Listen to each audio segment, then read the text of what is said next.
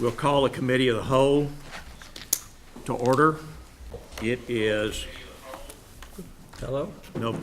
November 6th at 10:12 a.m. We'll determine a quorum, beginning with Penny. Penny Forrest present. John Hatchell, present. J.B. Martin, present. Ivan Mendoza, present. Joe Hearn, present. Linda McKenna, present. Joe Gurecki, present. Ella Skinner, present. A quorum has been determined. Mr. Chancellor, you have any comments at this time? The bulk of my comments I'll defer until later, but I did want to show you this movie star that I discovered recently while in Fort Bend County. I'll pass this around so you can take a look at it, and I've taken the liberty of tabbing the page that tells his life story. So, here, I thought you'd like to see that. Great. Thank you. Okay, at this time, we'll recess the committee meetings. Are you going to let Gail do her report? Oh, yes, I'm sorry, and then I defer the rest of this point to Gail, so she can go ahead and do her president's welcome and comments. Good morning. I want to officially welcome you all to TSTC West Texas. Again, we're really glad you're here. Welcome to our new regent. Looking forward to exciting things having you on the board, so we're glad to host you out here. What I'd like to do is just talk about the year in review. And some of this stuff you're going to hear, you have heard before, but I'm going to go into a little bit more detail in regards to it to kind of bring you up to date on what's going on. Well, if you remember in Marshall, I told you what a difference a year makes. And we've had an excellent year out here in West Texas. Just as a reminder, our enrollment was up 47% for the year, and in the fall, 23%. And we never talk about enrollment without talking about placement as well. So I've got the placement rate up there. Our placement rate is good, 90% placement for all of West Texas. Of course, Abilene, Breckenridge, Sweetwater, and Brownwood.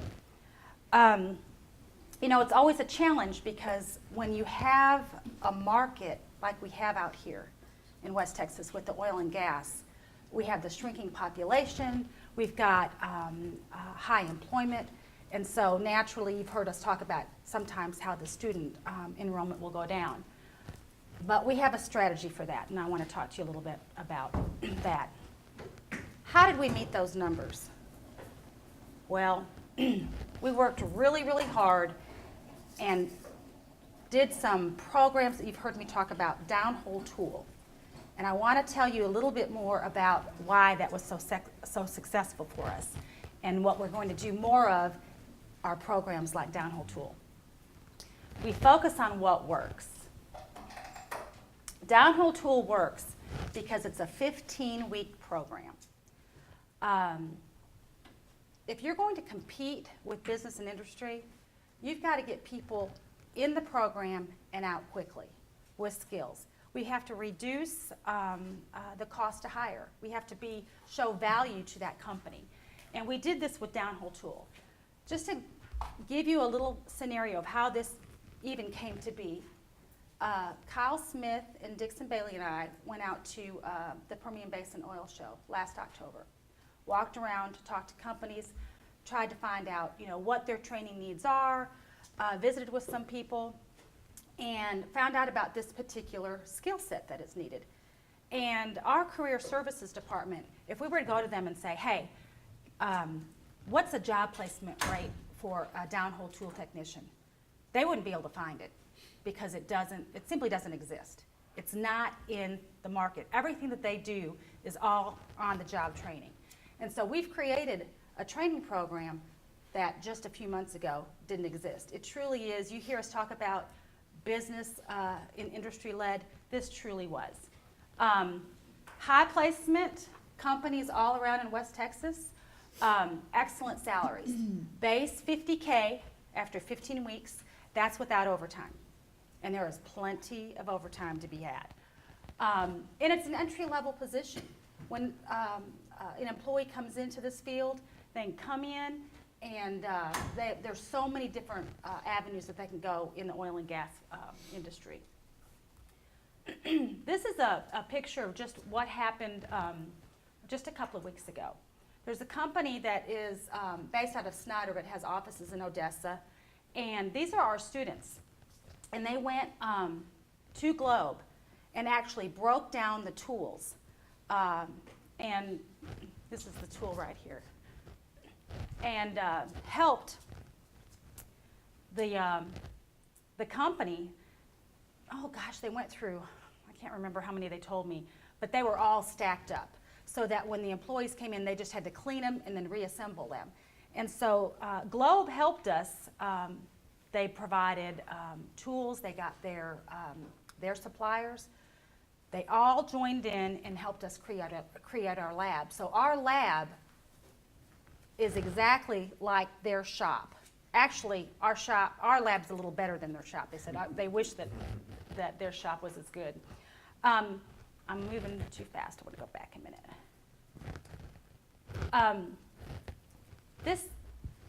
This gentleman right here is a Globe employee.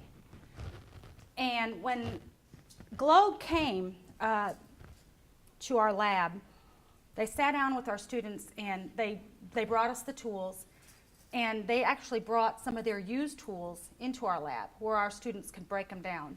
And the reason why I feel like it's important to tell you that is that company obviously has confidence in our students' ability, because these tools are worth a lot of money.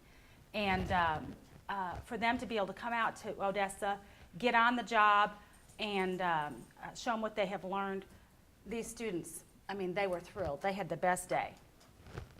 Another program that we're working on right now is out of our CAD department. Now, the downhole tool program and this particular program, they're both, we found out about them by getting out of our offices and talking to companies. Because in discussions with some of the companies in the area in Abilene, we found out that adding pipe design to our CAD curriculum is a big need, something that nobody's doing. And this company, Rentec, out of conversation with them, they've said, hey, you know what, we need these people so bad that we will sponsor students, $1,500 a semester while they're in school. They can come to work part-time. And it's the partnerships that we're establishing with these businesses that are going to help West Texas continue to grow. CDL, you guys have all heard about CDL. I mean, everybody needs drivers. What makes us different, you heard me talk about this in August. It just started. We already had our first graduating class last week. These guys all have appointments, and next week they have multiple companies that are interested in them. What makes us different is it's an off-road track that they learned on. Tight corners, just exactly like you'll find in the oil field. It's not, everybody's doing an over the road, you know, get on the interstate, smooth surface. Nobody's doing this. We're the only ones in the area that are doing this. This tank right here, all of this was all donated by this company, National Oil Well Varco, and the truck was purchased with a grant. So right now we can only accommodate a handful of students just because we don't have enough trucks. But this company came out, they talked to our students, they liked so much what we're doing that they said they might even give us a truck, an additional truck. So we're going to continue to keep working with these businesses and industries in order to grow the college. Gail, can I ask you a question? Mm-hmm. What does that rig cost? Ray, how much did it cost? Tractor trailer was about $90,000. The tractor is used, but still got good life in it. The trailer was brand new. The tank? The tank, yes. Mm-hmm. Mm-hmm. The other things that we're doing and that we're trying to focus on is expand our high demand, high placement programs. I spoke to that in August. Nursing took an additional cohort in our RN program, and then took expanded the numbers in Breckenridge for our LVN program. Same thing in Diesel. Diesel had, we had to hire adjuncts because there's such a student interest in it, and there's an obvious demand. And so we kept trying to add to the cohort, and to do that we had to simply hire more faculty to teach. Welding, we added pipe welding in Sweetwater. It's located right next to our downhole tool lab, and so that's a new program for Sweetwater. We also have it in Breckenridge and Brownwood, and in Brownwood the demand was more than what we had space in our classroom for, so we took our mobile welding trailer that you all have heard me talk about, and it's located down in Brownwood to accommodate more students. EMS, this is something, if you recall last year, I showed you a picture of our ambulance simulator, but it was just a photo. This is the actual ambulance simulator that's located in the Abilene lab. And we just got that, I think it was at the end of July, and it was purchased with the grant also. We are going to expand EMS into Breckenridge. There's an obvious need with rural healthcare providers in that area, and the fire departments and other folks have indicated that they will support us in that. So we're trying to continue to focus on what works and move away from the things that are not working. How do we do it? This picture's from last year, but it's the only picture I had of the whole group. We did it through teamwork. I mean, the folks at West Texas worked extremely hard. I mean, Kyle Smith has done everything I've asked him to do in terms of finding short-term programs, going out there, finding out what businesses and industries need. People that are often overlooked, the facilities people. Nobody really talks about facilities people very much, but all those programs I just mentioned, they were all put together with Ray Freed and his group.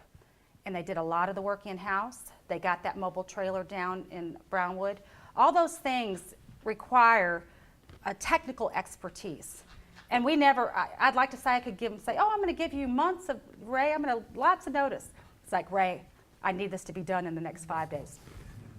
And he gets it done. And his folks have worked extremely hard. The other thing that I've asked our folks to do, and I learned a little bit more about this recently in a conference, is to continue to be more involved in community service. When the communities see our employees and our students out there, then they're willing to give back in return. This is a picture of Chef Sandy. Y'all met him last night. He was holding a lecture series that benefited the Abilene Public Library. This picture over here was just taken last week. These are some of our students that helped the city of Sweetwater working in the local park. What's next? What we want to do is continue to grow. And how we can do that is by talking with some partners. Of course, business and industry, we're always going to keep going to the well there. We've had discussions a couple of weeks ago with Weatherford College, Wise County. They've asked for us to come in and to see what we can provide to their area high schools. And UTPB just last week, they have an early college high school agreement and with some schools, and we're in the process of talking to them. And so we've got action going to the east and to the west, and I'm really confident and encouraged by where the college is heading. This was us, or is us, and you know, I'm going to say this quote here, whoops, because I want to get it right.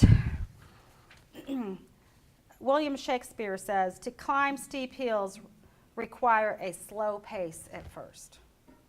And that's kind of how we've operated around here. We just, you know, we had to figure out what we needed to do, and now we're getting there. We've come a long way, And I couldn't be more proud of the people that I get to work with every day.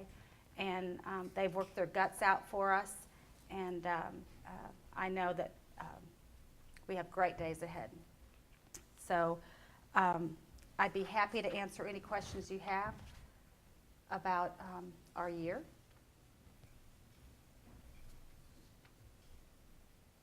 I hope our friends in Austin are watching this. Thank you, Gail. That was terrific.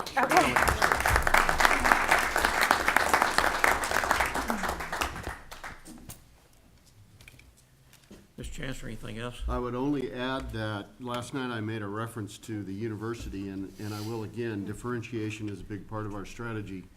Every single one of those programs have average starting salaries that are 50% higher than a liberal arts degree from A&M or UT.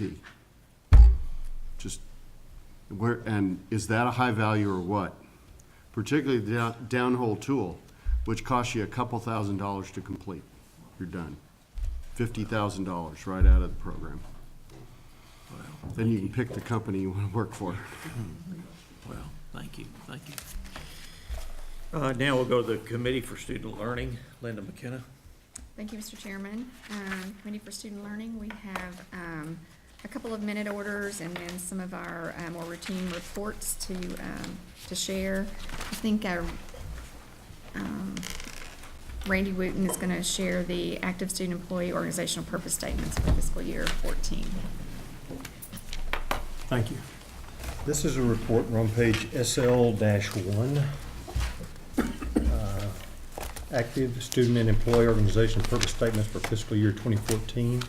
Ivan, we do this every year. At this meeting, we bring these to them. The rest of the folks, I think, know about these, but I'll focus my comments on you if you don't mind. I appreciate it very much. Okay. The students have the ability to form clubs or organizations. They're listed by campus. The first several pages are the student clubs, and then the faculty and staff have the same opportunity. You'll find long lists and you'll find short lists because they're based on the interest of the student. Each of them has a faculty or staff advisor, and so there's a process to go through to get it approved. There's always, at registration and any other time, the opportunity for the students to join these clubs, to recommend and show interest in new clubs. And so that's why you'll find the clubs primarily based on the campuses. Each campus has its own personality, has its own ethnic makeup, but all the clubs that you see there are, I'll call it equal opportunity for the lack of a better term. There's no right or wrong. They just have to serve the right kind of purposes. And so that's why you see such a variety of clubs from primarily the students. Why do some of them have like 1 and 2? Like the Medical Assistance Club 1 and Medical Assistance Club 2, and they seem identical as far as the descriptions. I'm looking at page SL4. SL4. Yes. And that is a question I don't know, but I'll turn to Caesar and see if he can help me with that one. Caesar, why do you have Medical Assisting Club 1 and 2 when the club's purposes appear to be the same? Right, Ron. They're Remember. organized by class cohort, and that's the reason why we currently have two. Okay. That makes sense. Their mission's the same, but they're moving through at a different pace. Got it. Okay. Perfect. Good. There are a couple like that. I find auto collision and management skills kind of interesting. You know, a surprising number of kids in that program end up starting their own auto collision shops. They're self-employed. I figured And body so, shop related. yeah, That's an interesting title. it does seem odd at first, but once you know that, then it makes sense. My daughter could have been a president of that. Over the, You mean creating work for those people? That is now in public record. and over the past few years, you'll find more veterans organizations on campus than you would have if you looked 5 years ago.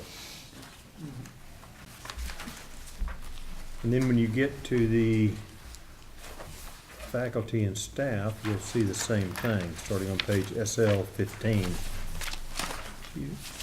For instance, Harlingen has 3 and Marshall has 1. Waco has 3 or 4. and West Texas has a couple, depending on the interests and the organizational ability of the folks that work there.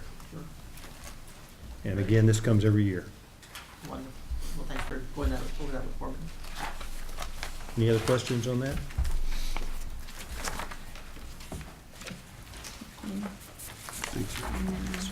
President Stuckley will cover the second minute order. Good morning, everyone. The second minute order is 56-13. It too is on the consent agenda. Declaration of a portion of Building 20 SS is not needed for educational and training purposes at Texas State Technical College Harlingen. The leadership team has determined that they have approximately 780 square feet of unused space in that particular building and are looking at of course, taking it offline as an instructional piece of property and looking at leasing that space to a prominent company, which you'll see that minute order coming up under fiscal affairs. And as I explained to Regent McKenna this morning, it's always very important when we look at space utilization reports that we submit to the coordinating board that we try to keep those numbers in our favor because, you know, we're put in with the other two-year community colleges when it comes to that, and because of what we do and how unique we are, sometimes our percentages are a lot lower because we can't put 100 students in a classroom. Some of our labs are 10, 15, and 20 students, so it brings our numbers down.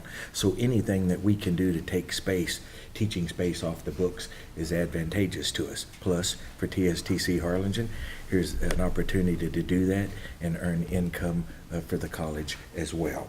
So the recommended minute order is the Board of Regents declares a portion of Building 20 SS is not needed for educational and training purposes at Texas State Technical College Harlingen. Any questions on that particular minute order? Okay, and then we move to the first report, TSTC Board of Regents honor graduates for summer of 2013. When you turn to page SL 19, 20, and 21, you will see there are a total of 46, well, it's actually 44, less than 46 students because some have multiple awards. There were a total of 25 AAS degrees awarded and 21 certificates. And Regent McKenna asked me, well, Elton, it's a little smaller than it has been in the past, but then she made the comment that it is the summer, and we do have fewer during the summer semester. So when you look, though, on page SL 20, there is a student at the top left-hand side of the page, Mr. Chase Yeager, that has achieved 3 AAS degrees and 1 certificate in diesel equipment technology and various specializations. And then also at the bottom of page SL 20 and the top of SL 21, there's a Mr. Fred Sellers who has received 2 certificates in aviation maintenance power plant and airframe as well. So some of the students opt to stay and obtain more awards, which is their right to do and probably makes them more marketable when they do graduate and leave the institution. So congratulations to those particular individuals. The next report is the 5-year student flow activity chart for 2009 to 2013. This is a waterfall chart with the statistics on page SL 24. As I told Regent McKenna this morning, across the state, and when the recession hit, TSTC's enrollment across the system just escalated. We had more and more students coming back for training. The economy is a little better, but there is a trend across education now to where things are relatively flat. But I wanted to mention what I would like for you to look at in particular is the green bar and the orange bar with the G on it for 2009. When you look at the green bar, new students, 9434, and we had graduates and transfers of 4648. That was a percentage rate of 49.26% of those students, looking at that comparison, that were completers. When you look at the bars, though, for 2013, when you look at the new students of 5716, and you look at the number of graduates or transfers, which is 4594, When you look at 4594 compared to 4648 in 2009, we are almost producing the same number of completers with a lot fewer students. So our efficiency and effectiveness has tremendously increased. And as the Chancellor and President Lawrence mentioned before, TSTC West Texas was the first to start on that retooling mission and getting things, and they took a hit in enrollment. Now that has dropped and is turned around. Several of the other colleges are currently retooling, which also affects those numbers. But the bottom line is, when you look at that 80.4% compared to 49.26% in 2009, that says a lot. That says we are doing a lot better job with the students that we have at TSTC. So back in 2009, there was no slack in the operation. It was all about head count, contact hours. You know, we crammed in as many students as we can. And as I explained to Regent McKenna this morning, with the increasing number of completers, with our funding model, we'll actually be able to balance out and spend more time and pay more attention to the students that we have, which will hopefully continue to increase those completion rates. Because it's not just about so many students, it's about getting them in and making them successful when they leave. And so it's I think everyone has done a great job on working on the retention and completion rates. And I assume this makes you feel a lot better about your new funding formula. You know, the enrollment will drive both your expenses and your revenues. It drives your revenues from the standpoint of tuition, but it also drives your expenses. A bunch of our operations are based on head count. And so the efficiencies that we'll get there, although we lose a little on revenue, we also can cut a bunch of expenses by not focusing merely on the gross number, but on the net. And we use that slack to do the retooling that we're doing. It's kind of like remodeling a house while you're living in it. You know, we have all this work going on with this fixed living space that we're doing, and in order to start something new, we have to stop something old or morph it. And so that's the process that they're going through right now. And in my comments later, I'll show you some more on how successful they've been at getting results. Now, here's the beauty, though. The state revenues are based on these outcomes and the earnings of the graduates. So though our tuition might soften a little, that's only 20-something% of our income. More than 50% of our income is state funding.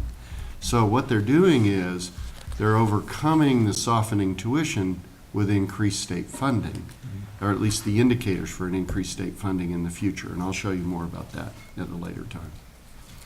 So thank you, Chancellor. And then when you look on page SL 24, there's the number version of it. There is a typo that was pointed out to me this morning on the second chart where it says graduates. It says 2009, 10, 11, 12, and then it says 12 again. That should say 2013. So I do apologize for that. No matter how many times you look at it, it's difficult, but it's just the year is not correct. But you can see an increase in our successful exits, and our graduates are up a lot, and so that is important.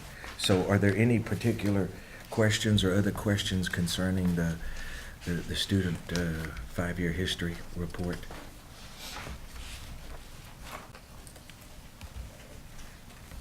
Okay, and then the final report is Senate Bill 215 on low producing programs. The coordinating board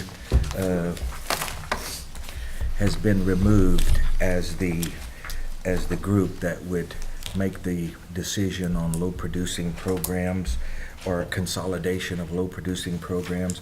They have certain guidelines in place that state you have to have so many graduates over a 3-year history, and you're put on like sunset, and then they make the decision if you don't have enough that they can close those programs. However, that authority has now been taken away from them.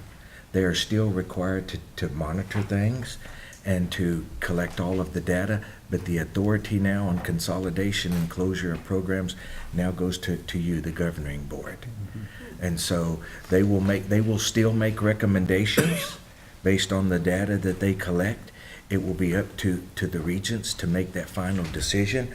And as it clearly states, if the governing board chooses not to adopt the co-board's recommendations, the board must identify the programs on their subsequent LAR, legislative appropriations request. So that decision now falls on the board to make those final decisions.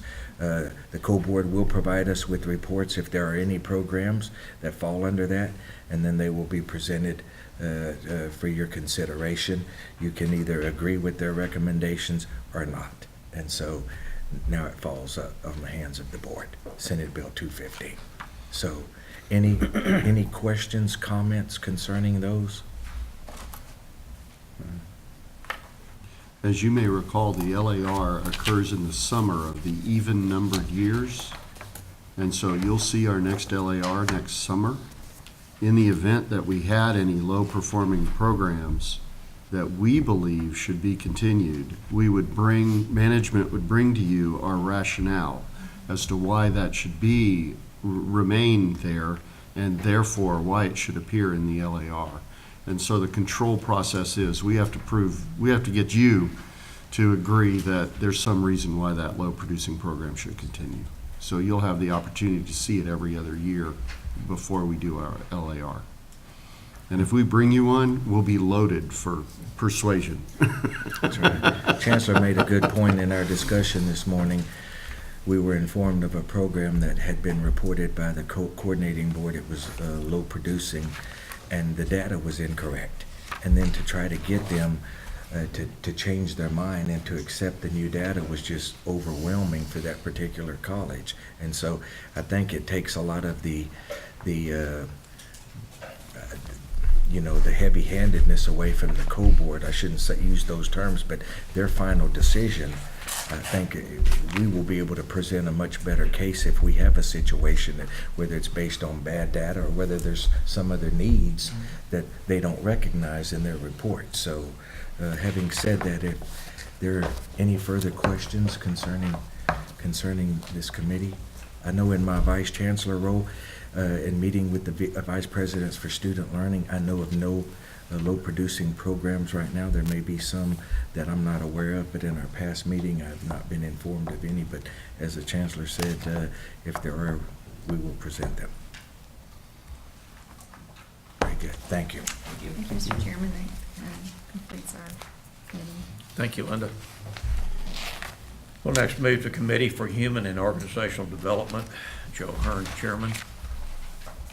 Brother Chairman, the board met this morning, the committee met this morning, and we had a pretty long discussion about a measuring tool that we've been working on for the last couple of years. And it's called an Oregon Productivity Matrix. And the tool is designed to give the board a snapshot of how well the school is performing or how bad the school is performing. So in light of the fact that we are now being measured our funding has a different model, we're going to go back and look at the initial tool that we came up with. We're going to redesign that thing so it'll more reflect what's happening at the college today. The beauty of it is once we get the tool refined, Mike can present to the board a composite look at how well the college is doing, so we don't have to try to determine how well they're performing. It'll be something that we can use throughout the year. He can report his performance on a quarterly basis every time we have a board meeting. The tool is designed so that there's a top-level look at how well the school is doing, and then the colleges themselves will be able to report to Mike so that he can put that tool together so we can have a look at a snapshot of how well we're doing across the entire system. That's something we haven't had up to now. We just had to take the chancellor's word for how well the school was doing.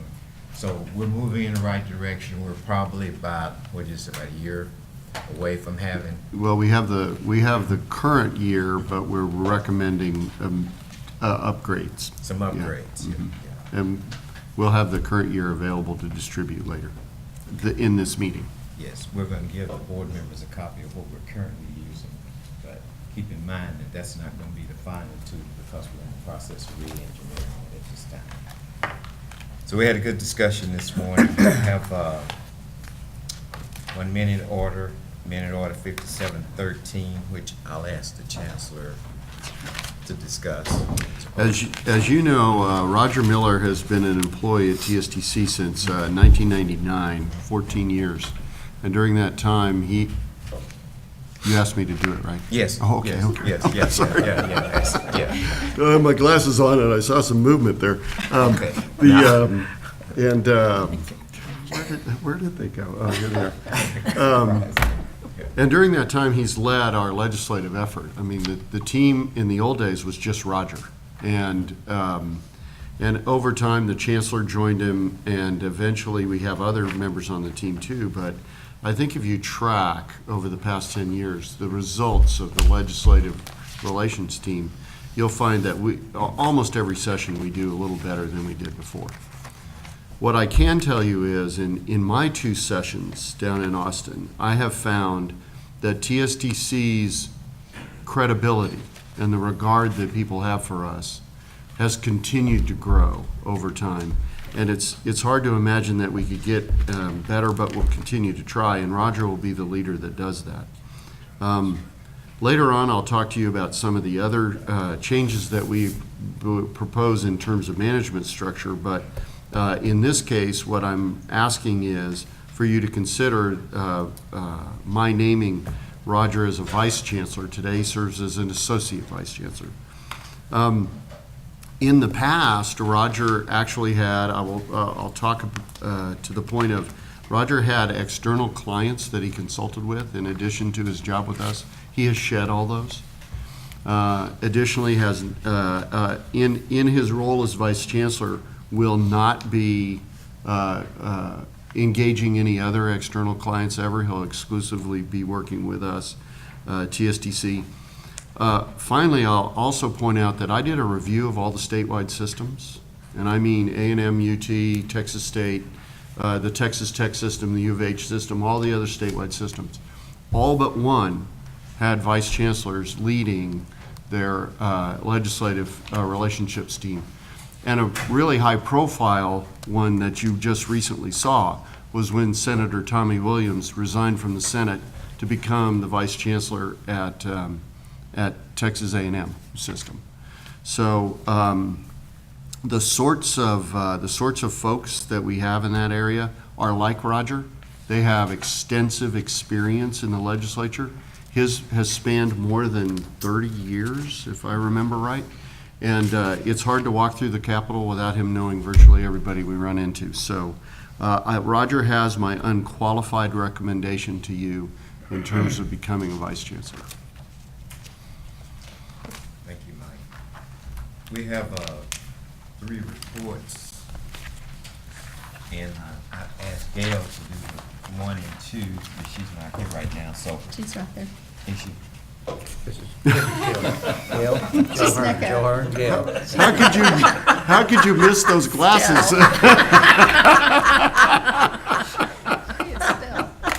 Do you want my glasses? That's okay. Again. We have 2 reports, 1 and 2, that Gail will address for the board. Thank you, Regent Hearn. We have our quarterly report that you're well familiar with, the State Appropriated Employees Full-Time Equivalent Report for the 4th quarter. Pretty self-explanatory. As you can see, we continue to stay underneath the cap of our appropriation for employees, so we're still looking good on that.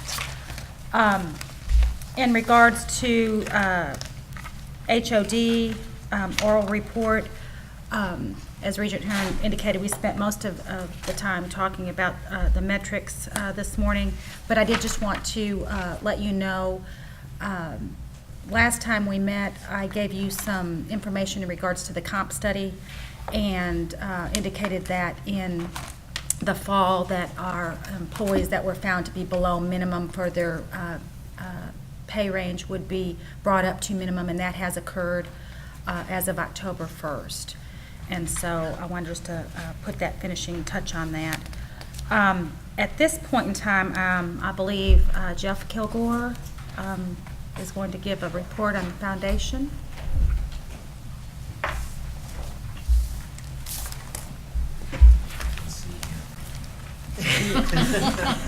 Stuck up on here. I'm starting to get used to following Gail in every presentation I give. You should be. But what remarkable polish Gail puts on the TSTC brand. Thank you for all you did last night. That was a tremendous event. Not to take anything away from these other good-looking guys over here, but you and your staff really put the polish on as well. Thank you. Mr. Chairman, if you may, we could consider this Tide Sunday, couldn't we? Consider it what? Tide Sunday, our program. We're going to talk about I would say philanthropy something today. like that. At the last board meeting, I was asked to bring back a report on my assessment of our philanthropic efforts, our fundraising efforts, and our development efforts, and kind of to provide a roadmap for us moving forward as a system. What I'm going to provide today is a placeholder until we develop the remainder of our plan over the next session or so. It's not offered as a critique whatsoever. We had some very successful fundraising efforts going on and development efforts in pockets across the system. But what I've been charged with is how do we develop this culture overall. So in assessing building, the term building a culture of philanthropy, I like to talk about a good friend of mine and mentor in fundraising. When defining what philanthropy is, he said, I had a preacher that on Tithe Sunday would always say, now the good Lord knows there's a difference between charity and emptying out your pocket change. He says it's got to pinch a little bit. So I've always remembered that when talking to folks about philanthropy. Culture is defined as a way of thinking and a way of acting. And so in looking at our culture as a system, I'm kind of going to take a mind and a body approach. Dennis Waitley talks about what the mind dwells upon, the body acts upon. When I talk about the body of a development infrastructure, it's really how we're positioned as a system infrastructurally. But I think it's important to begin with the mind first. So the first step in this assessment, I kind of wanted to look at what we are doing in leading a mental culture change. Image and looking at our mental culture change. One of the things that struck me first when coming to the campus of TSTC, I began to realize what a transformational time we are in the workforce development, what a transformational time we're in higher education. I experienced that firsthand in dealing with Baylor graduates for the last 10 years. In examining our product, I was really compelled to believe that this is a phenomenal place. TSTC is in the sweet spot of the emerging workforce needs and in higher education. And I just noticed driving around the campus, there wasn't a lot of imagery of TSTC. And I use this as an example on some of our other groups who, I'm kind of calling you out here on TV, and I'm sorry about that, but who in this room has a TSTC decal in their windshield? A few. And that is not critical whatsoever. It's just where we are. We're still, I think we're very proud of our product. I know our regents and our faculty know the profound effect we're having in changing lives, but I'm not sure we associate ourselves with our counterparts in higher education across the state. And I think that's one of the first, if we are going to, in building this culture of philanthropy, compel others to invest in our product and in the lives of our students and in our faculty, we've got to be at a place with our own self-image that we're willing to stand shoulder to shoulder. I mean, if you look in marketing, the 4 Ps, our product, our price, our placement, I'll compare us and compete with any four-year school or state institution. And that's not being critical. They have their place too. But if you look at it from an ROI or in changing lives, we're there. We are in the sweet spot. We are going to lead this transformational change in higher education. And we need to be proud of that. We need to display that brand. And so some of the mental culture change that we're leading to, refer to, is igniting the brand. One of the other things that I've assessed is, our footprint is growing all over this great state. I mean, we began in Waco in 1965 and expanded, and this is not just someone sitting around saying, well, that might be cool to be there. Our footprint is growing because of a shortage of supply and the value of our product and the demand for it. We're emerging into the metroplexes. And when I see us branding ourselves, and there's necessary elements because of SACs and local administrations governing regionally, but if you look across the state and how we brand ourselves based upon our regional locations. Well, that's satisfactory in your local communities, or if you're going to act as a local community college. But one thing I think that we're missing, look at this footprint. There is no other 4-year or 2-year institution in the state that can make claim that we can make. We are the technical college for the state of Texas. UT, A&M Tech, they share the others. And there is not a more recognizable brand in the world than Texas. How much did AT&T pay Jerry Jones to associate his product with the state of Texas? $1 billion. And so I say, let's wrap ourselves in our state brand and that heritage. We are Texas. There is nothing that's more in the fabric of Texas than hard work and determination. Pro-Texana. Well, pro-Americana. What is more in the fabric of this country than hard work and determination? A value Regent Hearn and I were talking earlier, that we're losing in our culture. Who's the solution? TSTC. Texas is the solution. So we're going to begin to figure out how to better leverage that statewide brand as we ignite our brand and co-brand it with our state and our founding heritage. Step 3 of building the mind, leading by example. There is nothing more powerful than this group, our foundation board, our board of advisors, all of the power of the volunteer networks that lead our institution. We need to be leading, igniting our brand and elevating our self-image and being worthy, setting by the other regents of the state institutions. We need to lead our culture by example, and they'll follow. Step 2. I was asked to give pause. I have a tendency to get talking too fast and too quick and a little too passionate about what I'm preaching about today. So my presentation is in 3 steps, and so building the mind, I want to give a little pause for that to settle. And is there any questions that we'd like to ask before I get it more into the body of what we need to create? Let's talk about the body. We are successful in pockets across different campuses. We are raising some monies. But as a system, we're not utilizing our resources in the most efficient ways. So I'm kind of going to outline in this section industry-wide, institutions that have more sophisticated and older systems of development and advancement and philanthropy. This is what their infrastructures look like. They're predicated on 3 or 4 basic elements to do this well. I like the metaphor farming. I'm kind of an old country boy, grew up on grandma's farm, and I like hunting, so I'm going to use farming and hunting as my metaphors of what we're building here. It's going to take a while, infrastructurally and mentally, to build the farm. That's the intentionality of fundraising, identifying prospects, sophistication. We're going to have to start that building the farm as our long-term plan, and it begins with information. We have to build a system-wide intelligence effort. Some of the organizational restructuring that's doing, Gary Hendricks was working on an intelligent effort that's not directly involved in that, but we've got to have a way by which the entire system, a donor management system, that we're able to capture all of those that are interested in investing in TSTC. We have 93,000 graduates of TSTC in our history.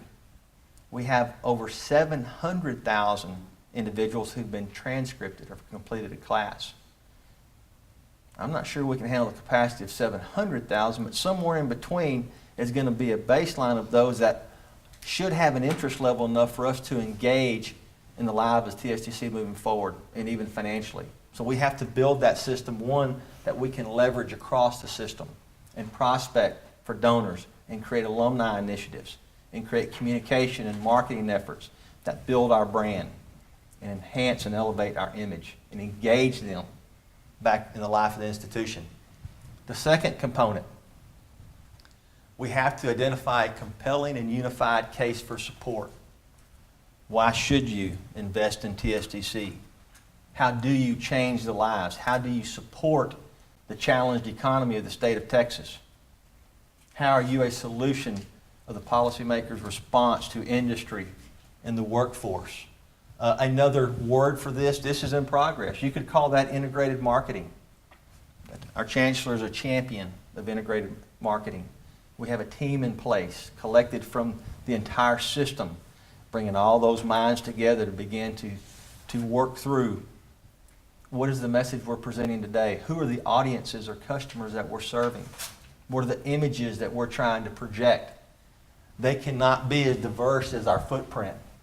They have to be unified to strengthen the brand. That's going to require integrated marketing. The third piece, enhance our delivery mechanisms. Once we're able to identify all of those interested in the database and we develop our cases of support, we have to have the means, whether it's social media, print, foot soldiers, personal advocates. We have to have a more sophisticated system of delivery mechanisms to take those messages to our audiences and our customers. You could call that integrated communications.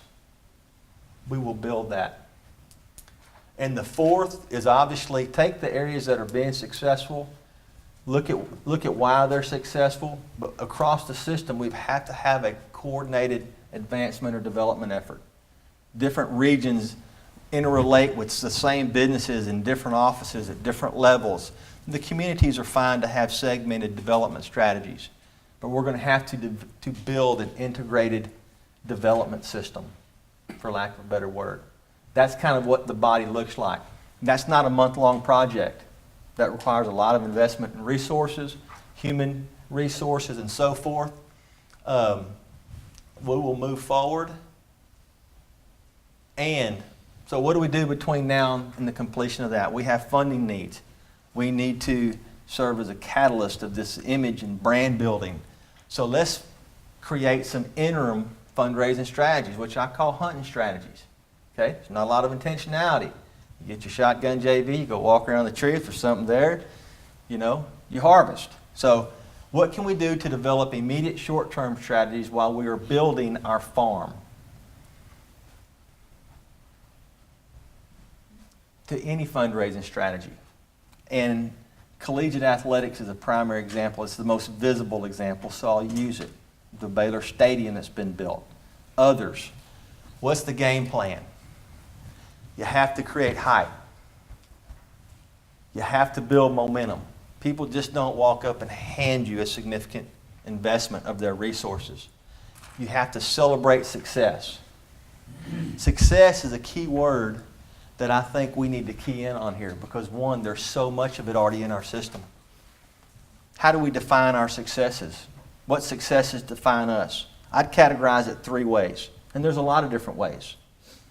The first of which I'll call institutional success. When our footprint grows by demand of local communities and the shortage of supplies of the product that we're producing, that is kin to a college or the University of Texas going to a bowl game. That is success defined. And not just for Hutto or East Williamson County. That's success for the entire system. That's success for Sweetwater, Texas, and Harlingen, Texas, and everywhere that builds and bolsters the TSTC brand. That is something we celebrate as a system. The other types of success is our bread and butter. the success of our graduates, the lives we change. I've seen more of these stories in the last 3 months, my first 3 months, than I've heard in 20 years. Prosperity to hope. We will continue to celebrate and accentuate and promote the success of our graduates. There's no greater measure of an academic institution than the living testimony of its graduates. One of the best quotes I've ever heard about education. And we will build. I want to get away so everybody can see Elton over here. We will create fundraising success as one of our metrics. Why? Because it's helpful to our institution. It fills the gap between the resources provided and the needs of our students and our instructors. But more importantly, it's success because people, the Rappaport Foundation, Brother Tom Stanton, they are making a conscious decision to invest in our product. That is success defined again. So, the 3 new metrics of success. I use the word. Success breeds success. It's the antibiotic for any self-image or branding issues. Success will breed success.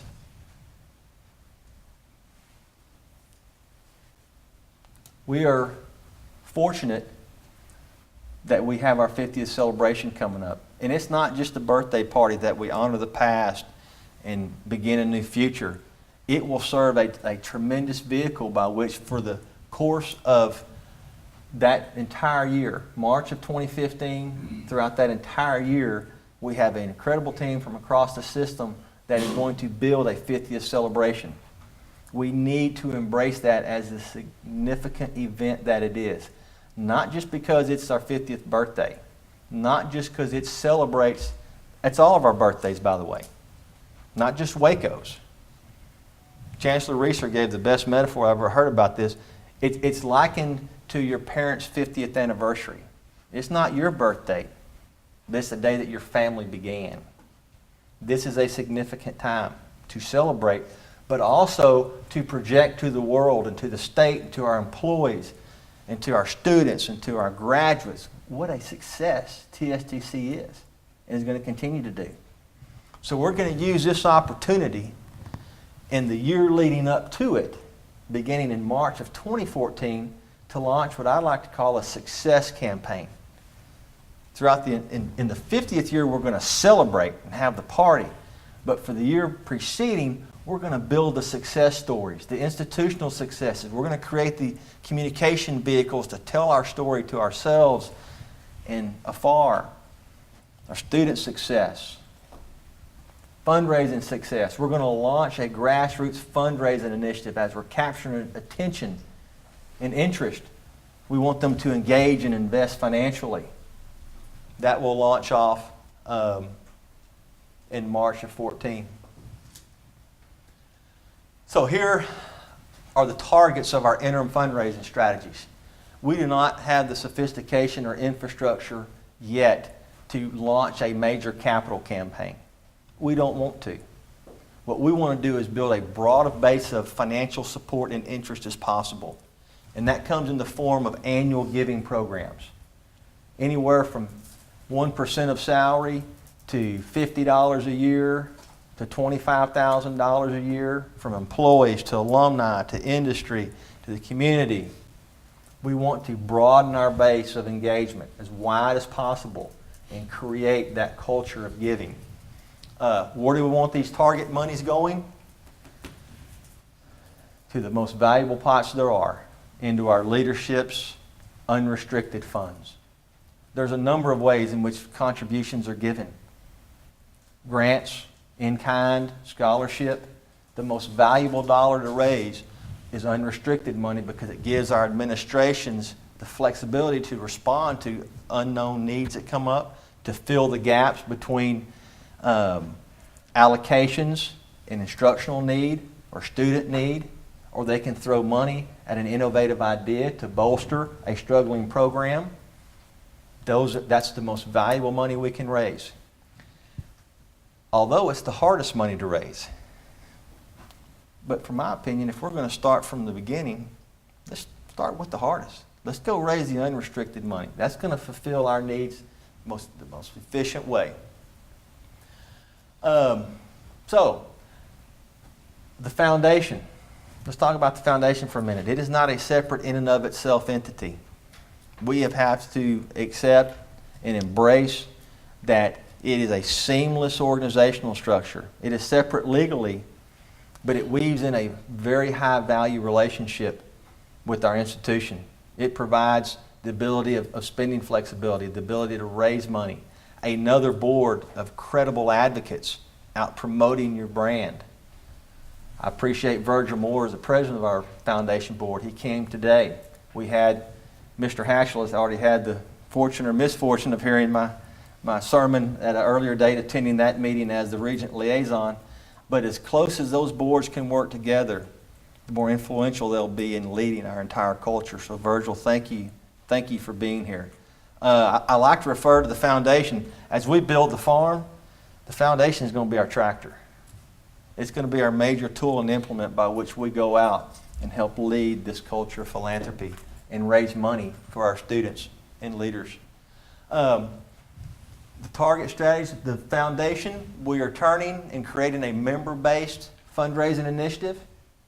We're going to need to have membership in the foundation where you join, you receive member benefits, whether they're communication tools, whether they are license plate frames, promoting our brand. You too can have the decals on your windshields. Decals, shirts, unlike any other foundation or association we join. I've had a very extensive background in membership organizations. There's an undefined value on being a part of owning something and you belonging to something. And besides, from a fundraising perspective, renewals are sometimes easier than new gifts. So we're going to encourage the foundation is going to lead that effort for us. We've transformed that effort in organization. The major strategies will be launching within our local communities, and they will be, not only are they going to serve as ambassadors and sales agents, they collectively have set a goal between $50,000 and $100,000 themselves as a board to pledge as an initial membership in this launch. And this launch is a critical period. And I told Virgil he can decide to renew at a lower level next year or not, or I got a whole year to work on him to increase his level, but they've taken a hold of that opportunity and want to help lead by example. But we'll have community strategies. As we build our database, we'll have alumni strategies. And I think that's a rich, untapped resource. I mean, the way that this institution changes lives to the depth that it changes, it's not just, hey, I had a great time in my college experience, I'm an alumni, I'm going to join the Texas X's or association because I'm supposed to. It's more meaningful to our graduates, the impact it has on their families. So I'm really expecting a very positive response to our alumni strategies once we're able to get that system of identifying them up and rolling. Industry, that's probably the greatest untapped resource. We have some tremendous industry partners that are recruiting our students, that are providing sponsorship dollars in some cases, providing critical and valuable equipment. But as a whole, I think we're in a position providing a tremendous product that's in a shortage of supply. We're going to ask our industry partners to invest in TSTC as well financially. Invest as members of the foundation so those dollars can help fill gaps. And then employees. I know the leadership team that met yesterday, the Chancellor challenged the group, you know, if we're going to ask our regents to lead by example as we build this effort up culminating in March 2014, the foundation board is accepting their role. We as leaders, we have to step to the plate. And it's got to pinch a little bit. I always go back to it's got to pinch. So, before you leave today, we also have some new brochures that kind of outline a case for supporting the foundation, highlight some of our attractive programs, highlight some of our student success stories. Then obviously my favorite part, the pledge part, very easy to sign up on. We will. You can tell kind of the Texas flag colors. I'm just kind of take a pause. I mean, if we're going to leverage the Texas brand, and I've kind of secret shopped on all of our bookstores, and you know, we've got all kind of colors and logos, and you know, maybe there's some validity to exploring, you know, some unified colors at some point. But anyway, I went ahead and used the Texas flag, red and blue. I think I like that. Rolling forward, at the same time as parallel, we're going to launch a system-wide alumni networking initiative. We're going to engage our alumni as a service provider to them, a continued service provider. They have placement needs beyond graduation. Retooling, we're going to create, it's going to be all-inclusive. It's going to be affinity-based, which basically means we're going to try to segment and market to them by their degree programs. Their affinity or their identity with TSTC is probably going to be through the department in which they graduated, maybe through some of their clubs. I had not thought about that till Randy and Elton and Caesar presented that earlier. Maybe through some of the relationships with their clubs. We need to meet them where their needs are. It's going to have an engagement focus. We're going to measure levels of engagement versus dollars raised. This is not going to be a significant fundraising strategy. And of course, it's going to be career and placement driven. Okay, the system. As a system, what's our strategy going to be? How are we going to support this effort? We're going to drive the foundation membership plan. You know, this needs to become, if we're going to broaden our base and create this cultural effect, you know, we need to drive this from this boardroom and from these leadership positions. So we're going to, over the next year, drive membership in the foundation. There'll be 4 different campaigns. And of course, remember, the goal is to create unrestricted funds, pots I'll call them, for our leadership to respond to their campus needs and for the chancellor to system needs. I visited with Chairman Skinner about the Regents and former Regents campaign. You know, the target of those funds raised will go into the chancellor's unrestricted funds. The local community, industry campaigns, and vendor campaigns, those will be targeted filling the president's unrestricted funds. We can go into greater depth, but we'll leave them as the 4 basic campaigns. Again, this was my entire presentation last time. I want to remind you of the essential elements of fundraising. You had the vision 2 years ago to charge the chancellor with building this strategy, and did a business plan and hired staff, and now creating a roadmap. Again, visionary leaders, which you have in place. A sound product, it's unquestionable in higher education right now. A unified case for support. We're working on that. And impassioned volunteer leadership. There is nothing stronger than leading by example. And then in doing so, we want to equip you, our sales force, with all the tools that you need, whether it be brochures or information. I didn't think it was going to be ready today. We've been working on one of those tools to equip our sales force with. It's a video that kind of is a case for support of why you should join and be involved in the foundation. That it's the place that we all gather who are interested in TSTC. It highlights the critical role it plays. We've asked the chancellor to introduce it, have some of the board members of the foundation, highlighted some of the success stories of our graduates, and I think it ends my presentation with a very nice altar call. Are there any questions? Sounds great, thanks. Alishka, if you would, or y'all would roll the video.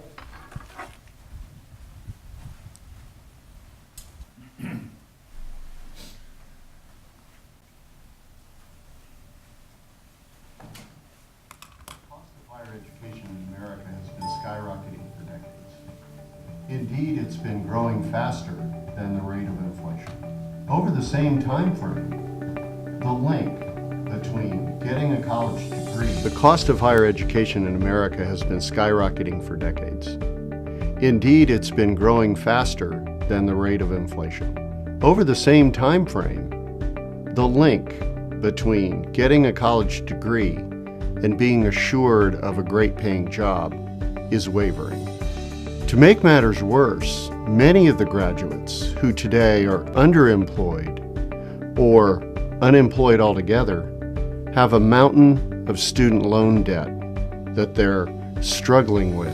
At TSTC, we reject the notion that students have to pay more and get less. And an integral partner in our effort to maintain value in higher education is the TSTC Foundation. We're always looking for a skilled workforce. And so when we started looking for employees, our number one choice was TSTC because they really focus on industry needs, and that to us is very important. Today we have about 5 employees that work for us from TSTC, and they're great employees, really moving up through the ranks in our company. Working closely with TSTC was a real plus for our community. We know that we can always turn to TSTC for the needed training we have to get our workforce to be skilled in what they need to be able to produce. We have a machine shop in Breckenridge that relies on TSTC for nearly all of the employees they hire. The manufacturer will say, this is what we need our labor force to be able to do. TSTC takes that information, they will customize training for a specific industry. I think any industry that has worked with TSTC in the past understands the benefit they have of having that available. After I graduated, I found a job at SpaceX, and I've been there for 5.5 years.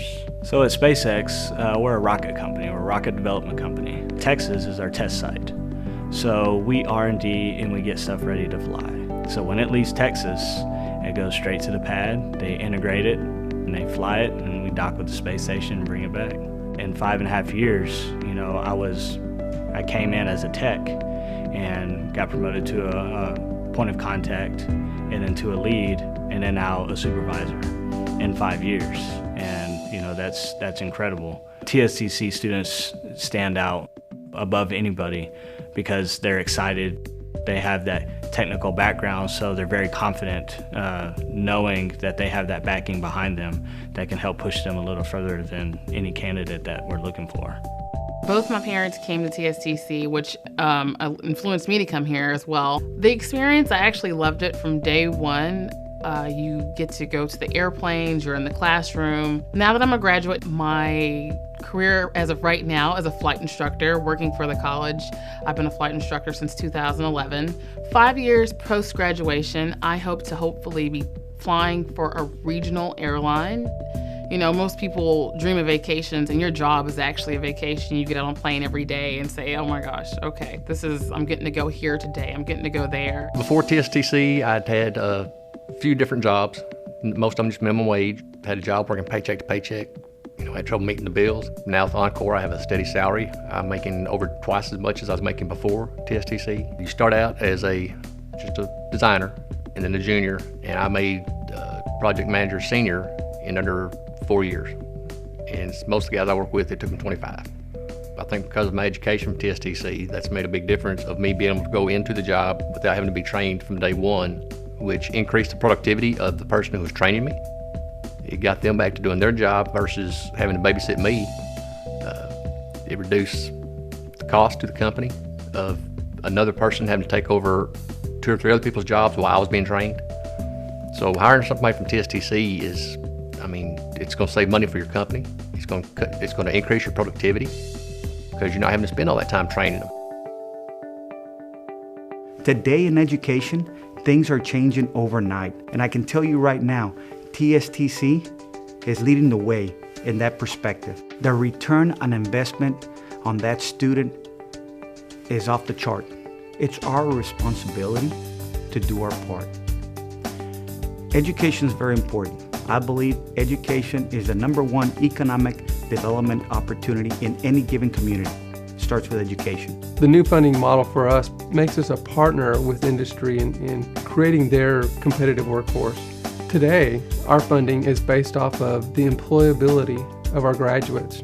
This is a change an intentional change for us, a shift from the traditional way higher education is paid based on student enrollment, getting students in. Today, we're focused on getting students in and trained and getting them into jobs, well-paying jobs, which would be the basis for how we're funded. We're all proud to be from Texas. I think it's ingrained in us when we're born, and I think Texans have a pride that no other citizens of other states have. We are the Technical College of Texas. We have been designated that by the powers that be in the legislature. We're proud of that. I believe Texas is the best state in the country. TSTC is probably one of the things that makes them that way. If you're in a position to join the foundation and to contribute to it, I highly recommend you do. A gift to the TSTC Foundation, contributing your time to the TSTC Foundation. Any way you can help TSTC itself is going to help the state of Texas. TSTC has created a legacy of exceptional education and training programs for 50 years. Any company that's considering joining the foundation is not only investing in TSTC and their students, but they're also investing in themselves. The foundation is critical to the college in three ways. One, to provide operational flexibility to a state-funded institution. Two, to help us manage investments to create opportunities for future generations of students. And three, the foundation provides an inner circle of advocates to help us spread the message of how we're transforming higher education and making Texas a more competitive place. Join us during this transformational time for Texas, for TSTC, for higher education. Join the TSTC Foundation. Be a partner with us. We need your help. A college has many stakeholders. Those stakeholders meet within the TSTC Foundation. It's a place in which those who are concerned about a good value in education, a relevant sort of training that results in good paying jobs and a skilled workforce can all gather together to ensure that the college who pursues those goals has the means to do so. TSTC was founded nearly 50 years ago in the midst of the space race, when science and technology were the currency of victory. Ever since, TSTC has stayed true to the mission of producing a skilled workforce, custom-made for the Texas economy. If you would like TSTC to continue in that valuable mission, we hope today you'll consider becoming a member of the TSTC Foundation. That was great, thank you. Good. Thank you. Really good. Okay, Mr. Hatchell and the Fiscal Affairs Committee, you'll have to top that. It's gonna be tough. I can top it on speed, though.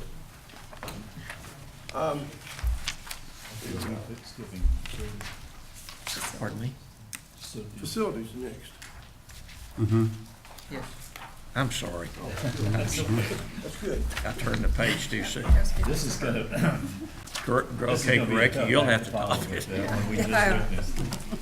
Okay, Mr. Chairman.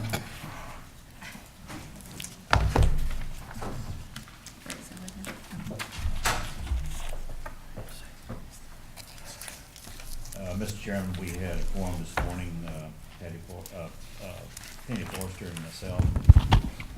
We have 4 minute orders, and I'd like to call upon Ray Freeze to discuss those with the rest of the board. Ray. Thank you, Regent Gurecki. We do have the 4 minute orders and the major facilities project report. The first minute order is found on page F1. Minute order number 58-13 from Texas State Technical College Harlingen. This minute order is for the acceptance of the re-roofing of Building 2 SSC. The roof will be inspected and certified for final completion on November the 22nd. This project was completed on schedule and under budget. The TSTC Harlingen administration recommends the minute order be approved by the Board of Regents as written. Are there any questions? The next minute order is found on page F2. The next 3 minute orders, in fact, all demonstrate a significant course correction that we made in the facilities group when the tuition revenue bonds were not awarded. So they may be somewhat complicated. If you have any questions, I certainly welcome. The first minute order, number 59-13, found on page F2, is from TSTC Waco. This minute order is to authorize a comprehensive engineering study and design to replace water lines that are nearing the end of their useful life. This minute also requests that the Board of Regents approve a submission of a request not to exceed $1.2 million for the approval of the Texas Bond Review Board for funds to be made available through the Texas Water Development Board. If you recall, in anticipation of the TRBs not being awarded, we had contemplated doing a smaller project that would address the water quality.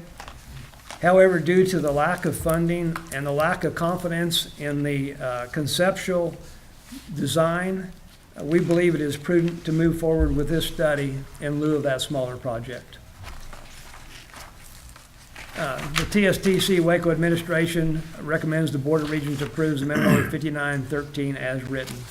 There'll be, the following minute order is going to be a rescinding a minute order that will also refer to this minute order. Are there any questions? Just for clarification, the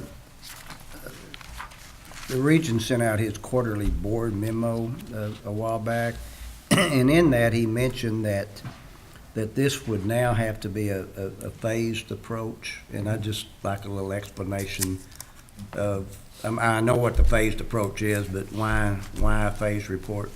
Why does it have to be a phased approach now compared to previous? Funding. Strictly based on the funding. The fact that we did not get the $5 million bond from tuition revenue bond, we don't have the funds to move forward on a project. And you'll see when we rescind the next minute order, or request to rescind the next minute order, that project that was approved was based on the $8.5 million project. We don't have the money to fund that now, and so that scope is going to change significantly. Okay. So the phases will be done. The idea is to find the phases that are most critical and fix those first. Okay. And as the budget is available. It's the same project, but just now Done in phases instead all at once, right? Okay. All right, thanks. We have done the same thing, even if we got all the money, we have tried to find the best approach. We would have. The minute order authorized $850,000 to do a study as part of that project. 10% of the project would be for design. We had the opportunity to get this funding, this source of funding at a good bond rate, up to $1.2 million. We may not spend all $1.2 million. We'll only spend what we need, and it won't cost us anything to have the additional approval. Okay. Any other questions?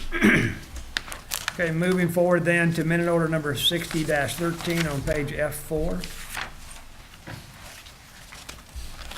This minute order is also from Texas State Technical College, Waco, and this minute order is tied to the previous minute order. There was a project previously approved by the Board of Regents, minute order 38-13, and that was dependent on the issuing of the tuition revenue bonds.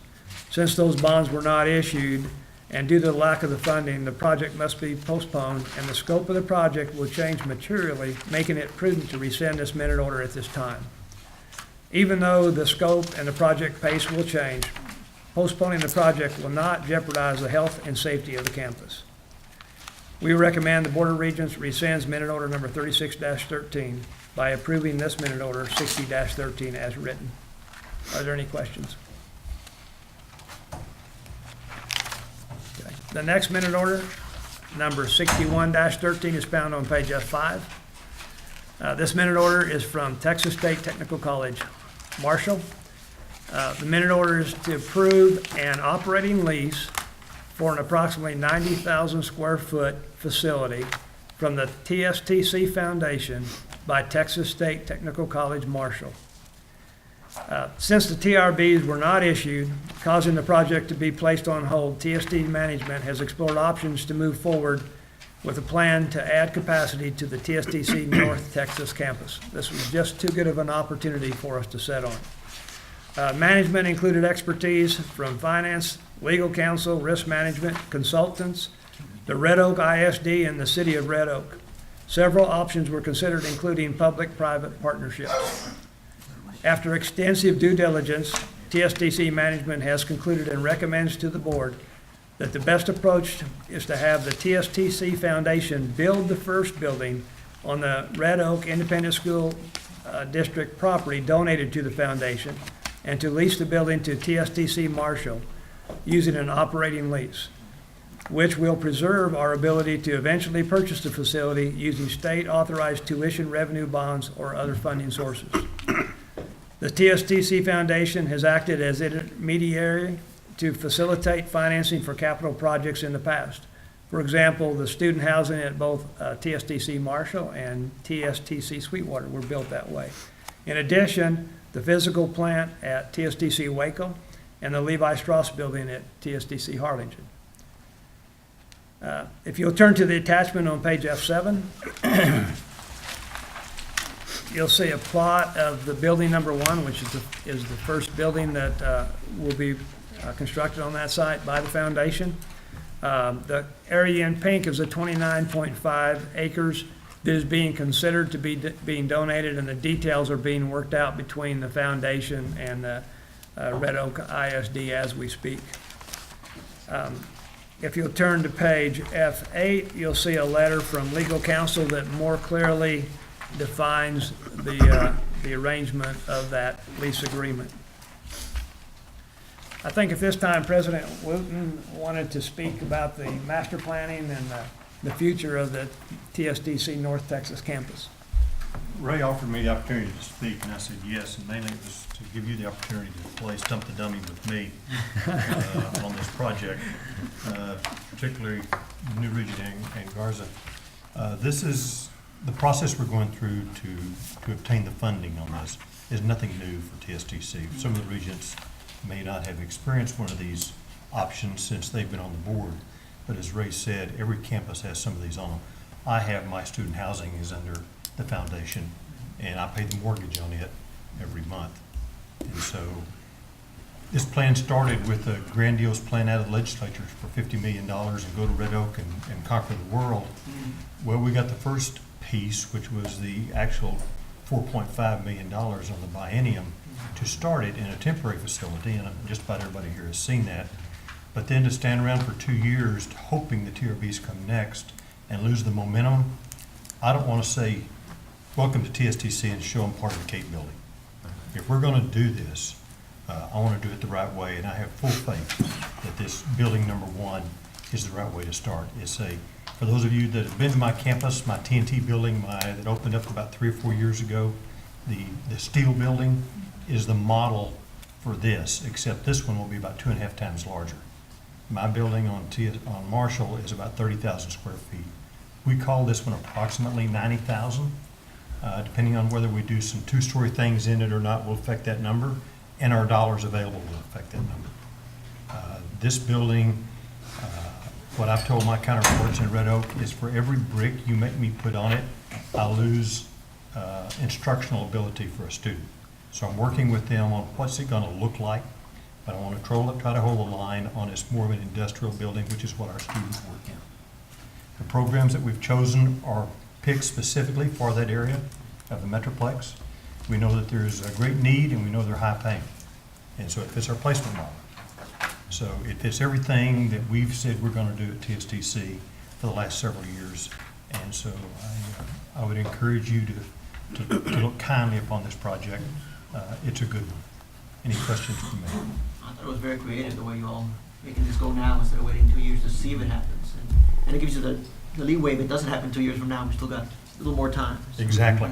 We kept our options open. Right. The state had expected us to put $10 million in the pot anyway.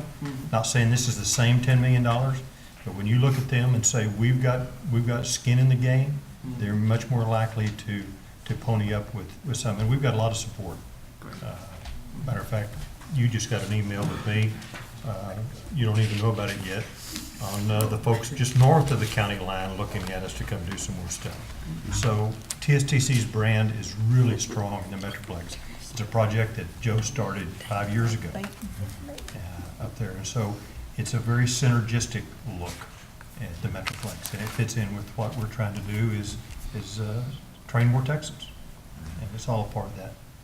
Randy, let Yes, me sir. ask you a question. What's your future plans for nursing programs up there? Because we're building a huge hospital up there with Parkland Hospital. It's gonna be huge. And that area is ripe for nursing, more or less. I haven't seen anything like that up there in a while.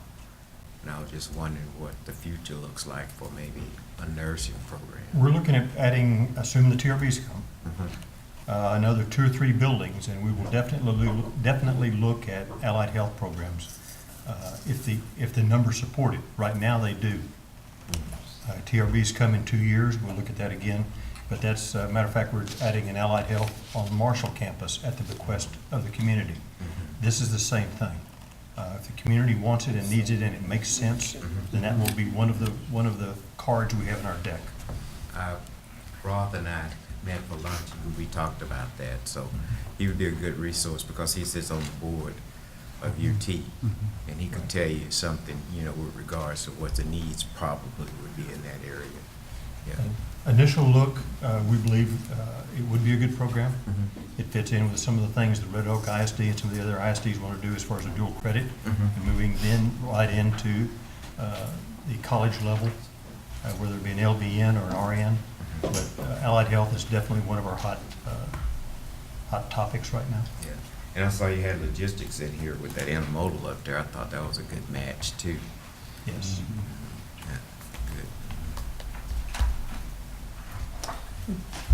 Go ahead, Joe. The construction of this building, is it going to be brick or what is the external? Steel building.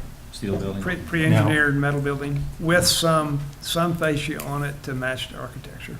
Yeah, they have standards that we're going to have to meet and negotiate some of those. One of the reasons that building is where it is on that plot is in anticipation of the other several buildings that will come. It will be brick buildings. But I just can't, in my gut, in my heart, say I'm going to build a brick industrial building. The facade and the look of it needs to match. It needs to be something that we can all be proud of. But we plan on having it somewhat shielded from the neighborhoods because it will be a large steel building. Not questions, but a couple of suggestions. We go back to the note that the foundation is going to make. In the minute order, it mentions that TSTC will have the exclusive right to acquire at any time during the lease term for fair market value. I would like for that to some way read, if the foundation gets it done, that we will be able to purchase it at the balance of the note and not the fair market value. I would hate the fair market value to jump up, $200,000 or $300,000 during that time period. And we're going to be paying the note anyway. The foundation's not paying the note. TSTC's paying the note, paying the interest on it. So we should be able to purchase that at the balance of the note. That would be my suggestion. If I could address that Yes. issue. One of the ideas that we're going with here is to make this an operating lease, which means it is not part of TSTC's, it's not on TSTC's books, it's on the foundation's books. That's correct. That leaves open the possibility that should TRBs come our way in the next session or the session after that, then we could actually purchase the entire property from the foundation. Okay. If we already own the building or the land, we can't do that. Well, that's not what I'm asking. Yeah, he's talking about. I'm not asking. I'm just asking when you go to purchase the land or purchase the building. I don't like the word fair market value in there because of the development that's going around in that area. The fair market value may increase considerably. So why could we not purchase it for the note that the foundation has with the banks at that time? There are several ways you can trip up an operating lease and make it a capital lease. And having a bargain price allowed is one of those. So the wording of fair market value keeps us from tripping that. Keeps it independent, otherwise it looks like a sham purchase. We gotta have that separation. There's also this, and you know, the purpose of the foundation is to support TSTC, and they make us gifts from time to time. So it comes back to us. It will come back to us. Yeah. But I also caution the foundation when they make their arrangements with the banks, because most of your large major banks are gonna want a early payoff, penalty in there. But there are banks, especially some of the larger banks in Texas, that will not require that. So I would be cautious of the foundation. We have no prepayment penalties. Okay, good. All right, good. All right, thanks. Good question. Anybody else for me? Thank you, Mayor. Thank you, President Wooten. We recommend the Board of Regents approves minute order 61-13 as written. Are there any other questions for me? If you'll turn to page F11, the first major project report is Harlingen's. Project number 1, the renovation of building 20 PM Engineering Center. This project is on schedule and in budget, approximately 80% complete. Project number 2, if you'll note, there's going to be a change in the delivery system from design build. This is the renovation of building 20 SS at Harlingen. We're going to do that project as a CM at risk, construction manager at risk. The RFQ is on the street and is due on November the 12th, so we're making progress on that project. Project number 3 is the re-roofing project that we've asked you to accept. It will come off the list next time. Project number 4 is the renovation of building 20 PM. This was a tuition revenue project that is on hold for the next session if the bonds are awarded or if they find another financing mechanism. Project number 5 is a repair and renovate of building 200D. That project, the delivery method is also going to change to a construction manager at risk. The RFQ is on the street for that project and for the architect engineer services, and it's due on the 20th of November. If you turn the page to F12, you'll see Marshall's major project list. The big project, the Red Oak project, is going to remain on the list and just be on hold, depending on what happens again with the tuition revenue bonds next session. Since, I might just note, since this building number 1 operating lease that we're asking for is a foundation project and it's a lease to TSTC, it will not show up on this major project list because it's not our project to build. However, we'll do a special report at each board meeting to keep you updated on the status, if that's okay. If you'll turn to page F13, the Waco major projects list. The first project is the Conley Building. Phase 1, of course, is complete. That was to put the cutoff wall around the foundation to stop any penetration for moisture. We're evaluating that, the performance of that, and dewatering. The dewatering really isn't going as fast as we had hoped, and we had warned a little bit about this. Our goal was to do the second phase, which is $716,000 in our budget, in the summer, this summer 2014. We may, if we don't get the results we want, we're going to hold off another year. And that we had anticipated that might be the case. We were optimistic and hoping to do it sooner.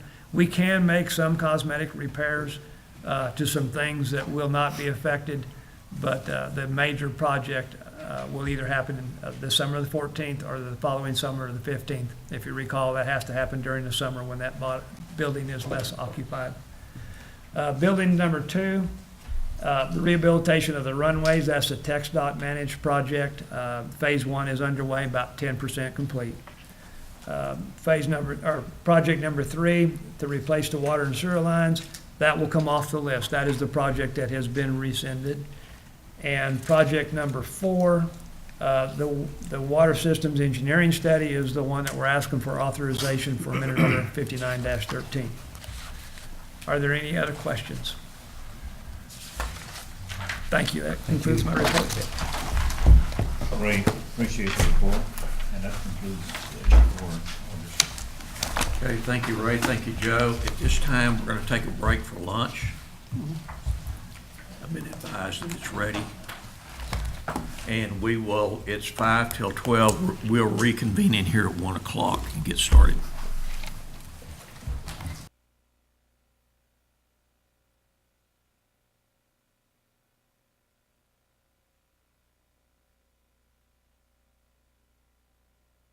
Are Linda Kendra and myself met this morning. Oh, I'm sorry. The time is 12:53 is what I have.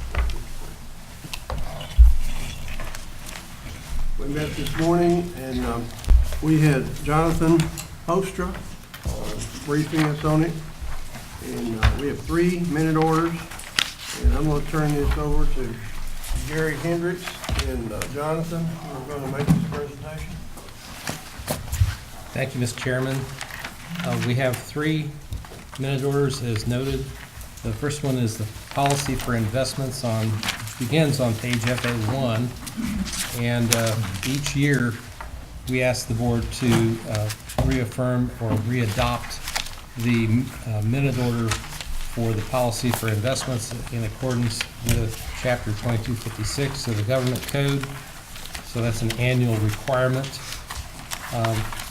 The policy itself is very long, starts about where it says recommended minute order on page 1, and the entire policy then goes for several pages all the way through page FA9, where the last item covered is investment training. You can see we have 8 pages of policy. The policy is unchanged from the version that was approved last year, so this is simply a readoption of the same complete policy on investments. If there are any questions, I'd be happy to answer those.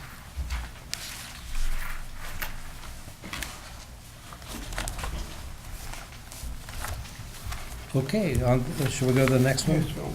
The next minute order is number 63-13, beginning on page FA10.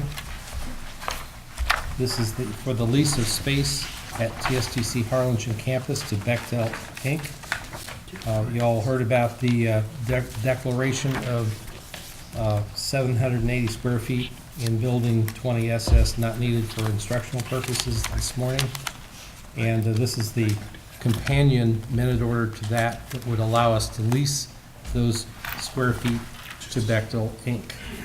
And they plan on being able to access our students and be able to help them and perhaps offer them employment. When we wrote this minute order, things were still being finally negotiated. In the background section, you'll notice the lease rate of $1,400 per month.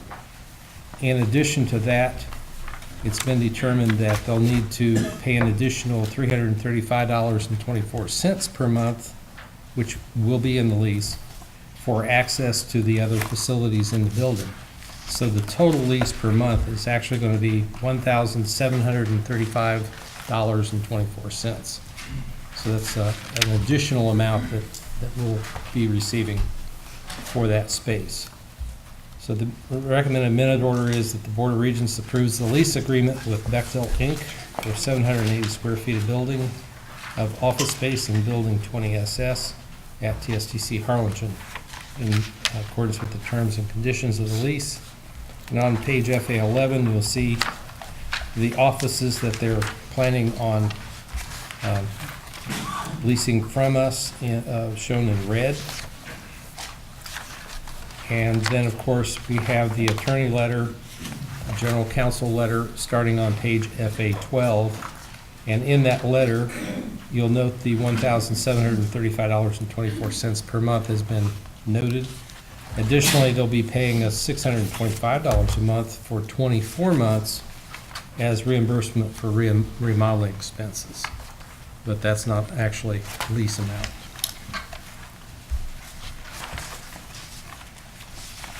Any questions? Well, I got a quick question. Now, how did this Bechtel come along? Did we look for them? They came to us, or were we looking for any tenants? They have a relationship with the college, and perhaps Dr. Maldonado would like to speak to that. Yes, sir. We've got a long-standing relationship with Bechtel, but what really was the driving force behind this one agreement was the fact that Bechtel is doing a significant amount of work, if not all the work, on a couple of power plants that are being built in Cameron County over the next 2 years. Okay, great. And they also expect to get some of the work from, hope to be SpaceX. Thank you. Okay. The next minute order is number 6413 on page FA 14. And this also is a lease of a facility. Actually, it's a hangar at TSTC Waco, hangar number 8-1, 13,200 square feet. It's actually the hangar that contains the aircraft rescue and firefighting equipment and personnel. L3 had previously leased a hangar. We took it back from them in February 12, and we assumed those operations for that fire department, and turned out to be more costly than we had anticipated. And L3 has agreed to take that back over and pay us a rent of $17,424 a year for the hangar, and that will reduce our expenses by $77,000 a year as well. So we think this is a reasonable deal for the college. So the recommended minute order is the Board of Regents approves the lease of hangar 8-1 to L3 Communications under the same terms and conditions as set forth in the master lease agreement we have with them, and authorizes us to execute that lease agreement. The General Counsel letter follows. This would be Amendment 2 to the master building lease we have with L3, and it would have the same terms and conditions that master lease has in it. Any questions to the board? Proceed with the reports, please. All right. The first report is the comparison of budget to expenditures and encumbrances as of the end of August 2013. So this is our final budget report for 2013. And you'll notice that on the first comparison of E&G funds, we've under-expended our budget by a little over $4 million, which provides us with funds that can be carried forward to future years. And we have indeed budgeted some of that carry forward into 14. Designated funds also were underspent by about $6 million, and once again, those are all funds we have in our bank that can be carried forward. Auxiliary funds, we underspent by about $2 million, and they also are carried forward. Restricted funds were not expended up to budget, but that is typical because frequently grants will get budgeted their full amount even though we may not expend that in a particular year. So this is not an unusual circumstance. And of course, plant funds are for capital projects, and those also may be expended either all at the beginning of a year, all at the end of a year, or throughout the year. So therefore, not expending the budget is not a particular concern for that either. So we ended the year well.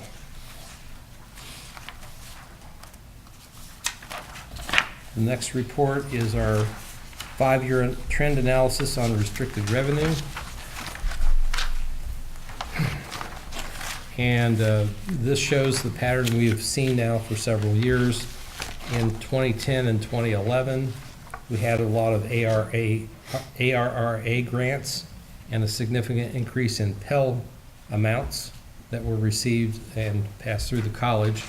So we have two peaks there in 10 and 11, and if you don't look at 10 and 11, but instead look at 9, 12, and 13, you'll see a fairly steady, small growth pattern in those numbers.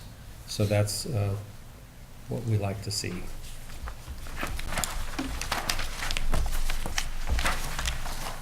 Next, reports on major auxiliary enterprises for the year ending August 2013. The first report is on bookstore operations.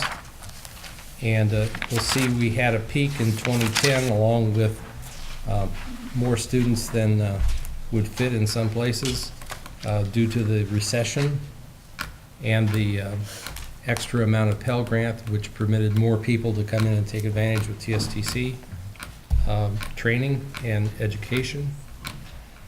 And so we've had a slow decline over those years, I think, due to two primary factors. One is more competition from the internet, and secondly, we've had some decline in enrollment over that period of time.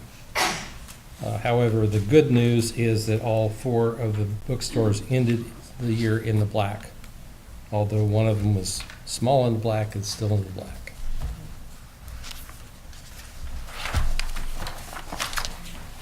Food service operations is on page FA 26. 3 of our colleges have food service operations, and one of those is still in the red a little bit, and that would be at West Texas. However, their deficit is less than it has been in the last 2 years, and it's going in the right direction. So hopefully by 14 they'll be back to where they need to be.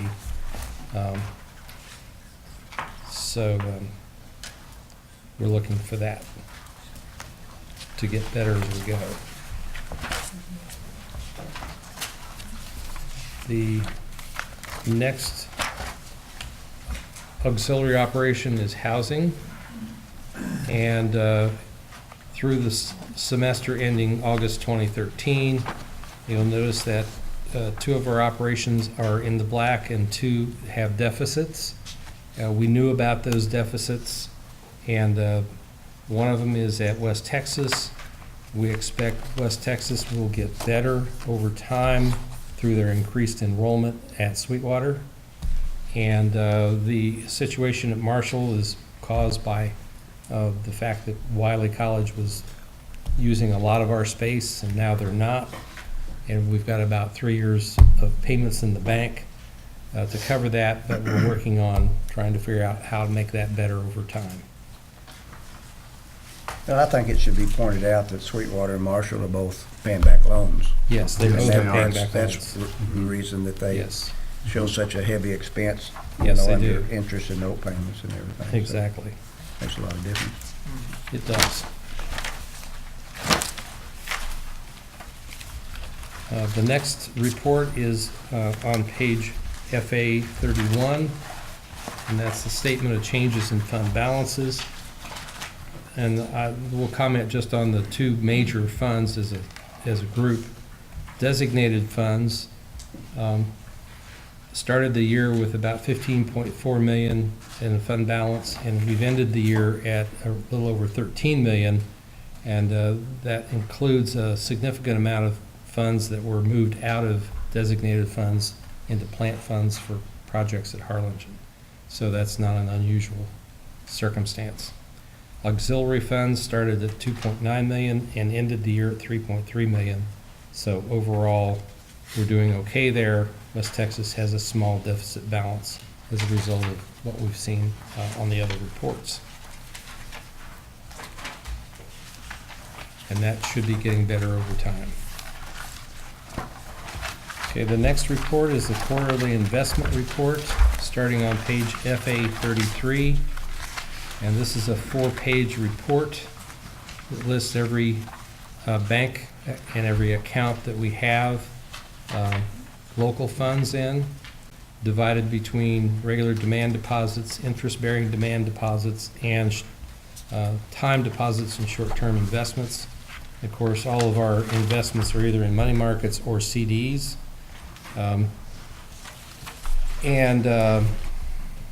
We still have in Compass Bank about $5.8 million in bond funds that are being pulled down as those funds are expended. We're making about 1/4 point on those, and we've noted that other banks are not even interested in quoting on CDs at those levels. So as we go down the list, our major bank in Waco is First National Bank of Central Texas on FA 34. We have the system and Waco operating accounts. Payroll account is in there as well. And so that's amounts to about 14 million, 15 million we have in that bank. Another bank that has a fair amount of funds in it is the Texas First State Bank of Waco, shown on page FA 35. We've got about 4.6 million in time deposits there, which are for various funds, and we're getting a higher rate on some of those CDs. To finish it up, if you look at page FA 36, this is the summary.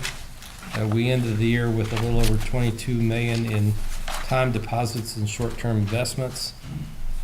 Our 3-year, we picked a kind of an arbitrary 3-year treasury bond as our benchmark, and that benchmark was 0.79%. We have a weighted average maturity on our CDs of 381 days, and we've earned year-to-date a little under 179,000. So this is much less than what we have experienced in past years when interest rates were much better. So any questions about the quarterly investment report? Okay, going on, the next report is on pledge collateral as of August 31st, 13.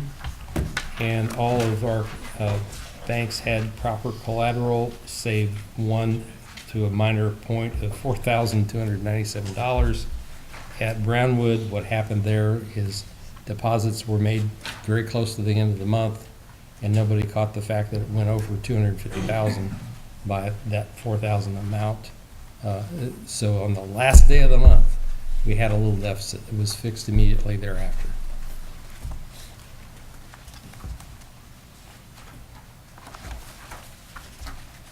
Okay, the next series of reports are on the bond proceeds. The first one is the 2009 revenue bond proceeds on page FA 40.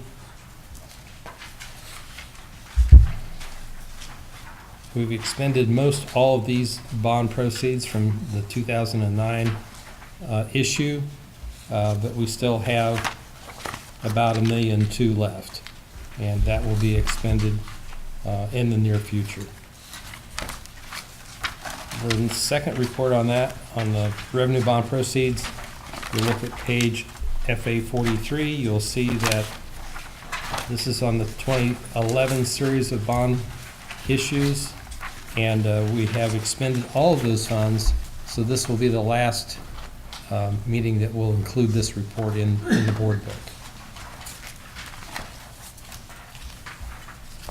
And of course, those funds were spent for the land and construction of Hutto.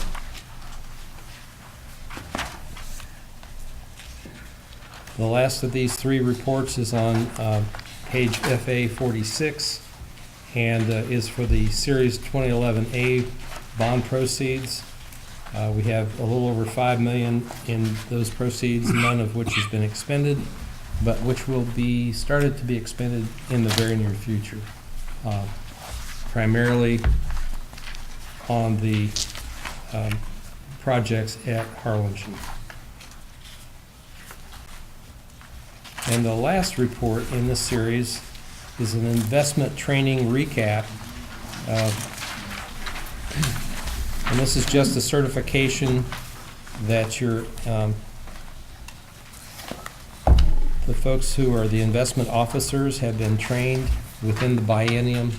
And you'll see both Albert Schubar's name there as well as my own. We've both received the proper training, which we have to obtain every 2 years. Every biennium, we have to be retrained. So that's all been taken care of. Thank you, Ms. Hendricks. Any questions? Mr. Chairman, that completes our report. We would urge passage of the 3-minute orders and reconvene. Well, as soon as I get this. Thank you. At this time, we will reconvene the committee of the whole, and it is 1:10 p.m.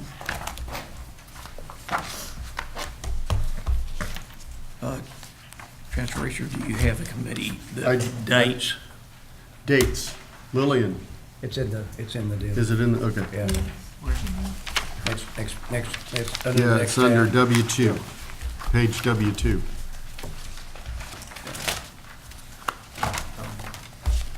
Okay, do you have any, Mr. Chairman, do you have any? Yeah, I do have Comment? comments. And in fact, I have a PowerPoint. It'll only take about an hour. Why so short? Actually, my comments are intended to be very brief. Cue the applause.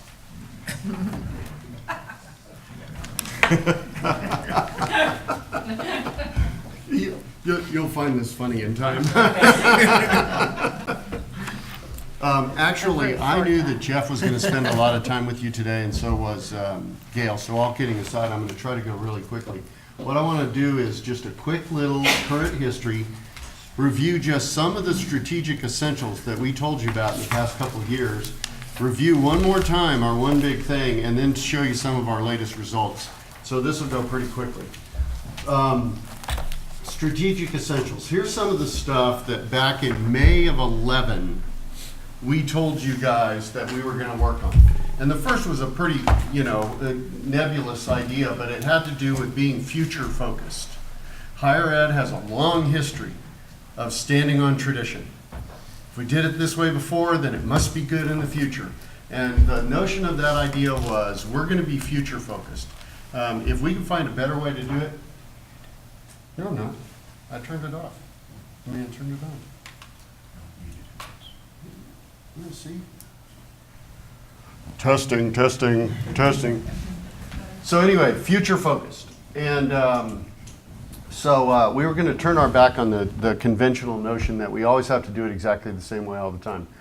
The other was, of course, our funding formula was, we're on the verge of having the new funding formula, so we're going to focus on outputs and not just time in class, which is all the enrollment-based stuff. And then we're going to look at different ways to get our products to market. That's what we said back in May. This is a slide straight out of one of the PowerPoints. Over time, in fact, about 8 months later, we refined that message into, we have one big thing that's going to drive everything we do here, and that is place more Texans. You've heard two of the presidents refer to it today in their comments. Place more Texans. Every single thing we do throughout the past couple years has been driven by that concept right there, and if you'll stop and reflect on it, you'll find that's true. To meet that one big thing, here's some of the things we talked about, and this was 18 months ago, give or take. A little more than that, 20 months ago. We talked about right-sizing our product mix. Everything Gail told you today had to do with right-sizing her product mix and making it more relevant to the marketplace. Everything that Randy told you today about the program mix that he selected for the Dallas region has to do with right-sized and relevant to the marketplace. Use more delivery channels. The competency-based learning prototype that we launched at Harlingen and in Hutto has to do with providing training to Texans in new ways.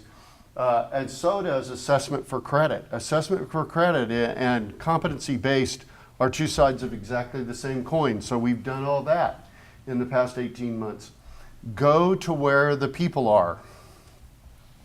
Remember, we stood and told you we have to do a better job of reaching more Texans. And one of the challenges we have is that our legacy locations are not necessarily in the high growth areas of Texas. And so we have to go to where the people are. And then we have to refine our B2B approach. This is an actual slide out of my presentation back in February of 12. Now, this was the slide we showed you in May of 12, talking about go to where the people are. In 2013, is when we hit this circle right here. And just last week, we inked a deal with the community college down in Fort Bend County, thanks to really hard work from Joe Gorecki and other community leaders down there. We now have a 75-year deal to offer comprehensive technical training in Fort Bend County. That's exactly the same as the one in Hutto. So we can offer virtually our full range of offerings down in Fort Bend County, one of the fastest growing counties in Texas. It's expected to double in 10 years in size. So we've attacked those kinds of ideas. Now look at the results of what your colleges are doing because they've been preparing for the new funding formula.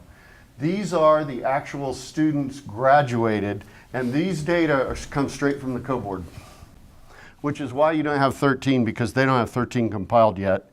But you can see that for the past 4 years, we've increased 32%. Although folks are concerned about enrollment, our graduates have increased 32% in the last 4 years. Meanwhile, graduates found working, and remember, this is a metric that drives our new funding formula, is graduates found working. Look at that, it's increased 36%. It's faster than the rate of graduates. And so, part of the reason it can grow faster than graduates is because if we train someone for 9 hours or more and they earn more than minimum wage, then we get credit for that person. And so we can actually train someone for a semester or two, and if they get a great job because of what we've taught them, they still count in our funding formula. And then finally, I want to show you this, which is just an eye popper. Look at this. The aggregate earnings of our graduates has grown 54% in 4 years.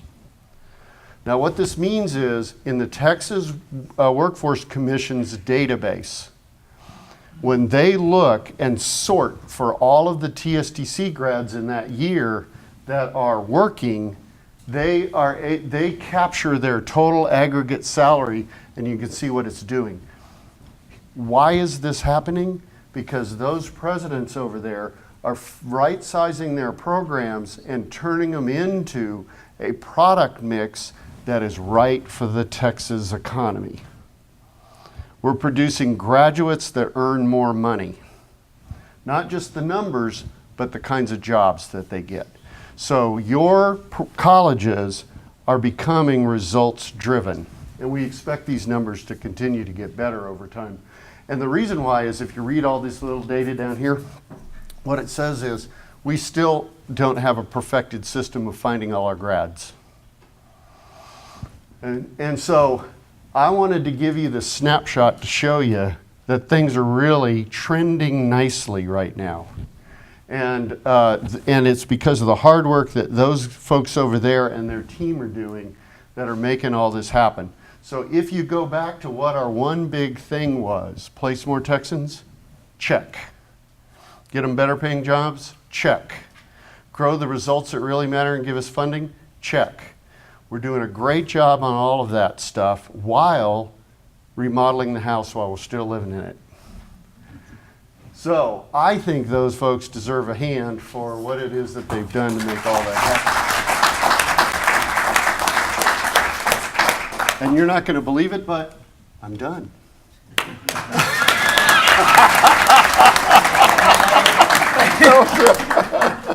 Standing ovation.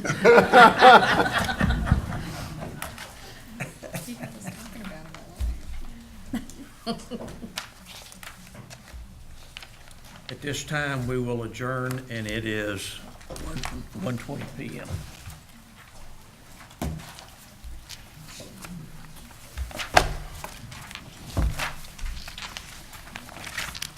We'll begin our Board of Regents meeting with an invocation, and I'll ask Dixon Bailey.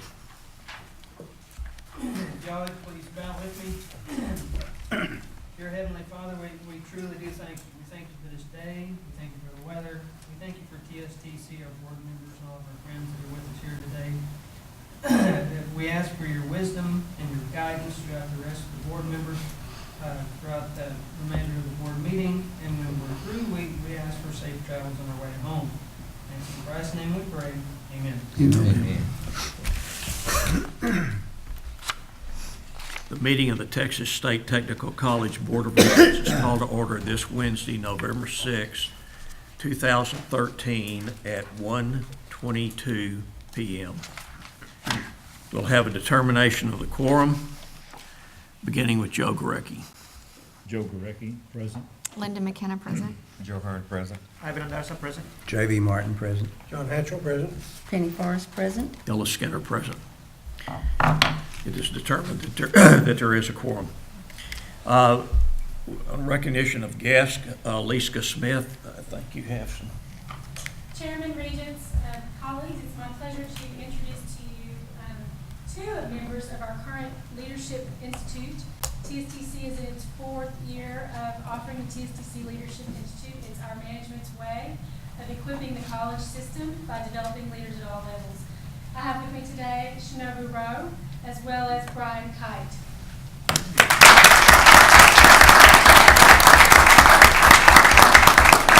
Thank you, Aliska. Mr. Chancellor, do you have any further comments? No, sir, I do not. Gail, do you have any further updates? No, sir. Procedures for public comment at TSTC board meetings are governed by the Texas statute and by the bylaws of the Board of Regents of the Texas State Technical College Systems. Section 551.042 of the Texas Open Meetings Act restricts the TSTC Board of Regents from dialogue in response to public comments. Are there any public comments at this time? There being none, we will move on to the election of officers. At this time, I'll turn it over to our General Counsel, Ray Rushing. Board, as you know, pursuant to the updated bylaws that we instituted a little over a year ago, the nominations were sent to me for the offices of chairman, vice chairman, and place 1 and place 2 of the executive committee. We have the nomination slate for the chairman, the vice chair, and place 1. However, for place 2, there was a log jam at the top. So in consultation with the chancellor, what we're going to do is take a paper ballot vote for place 2 of the executive committee only, so that we don't nominate people that are in other positions or who are not willing to accept that position. The nomination slate so far is composed of Ella Skinner for chair, Joe Gorecki for vice chair, and Linda McKenna for place 1. So if you would consider not nominating them for place 2, since they're already going to be on a nomination for a different office. Additionally, if there are any members of the board who do not wish to accept that nomination for place 2, should they get it, if they will let themselves be known, so they are also not nominated by their board members at this time. Okay, then I'm going to pass out papers. If these papers, although not done orally, are part of a public record. So if you will write the name of your nominee and initial it, please, they will remain part of the records of the institution and subject to Public Information Act and open record requests. So let me ask you a question for clarification. Everybody, with the exception of those you read, are open for nominations again? That is correct. Okay. Please put your initials and the name of the person you wish to nominate for executive committee place 2. I will immediately tally those, add the highest nominee to the slate, and present the slate for your approval.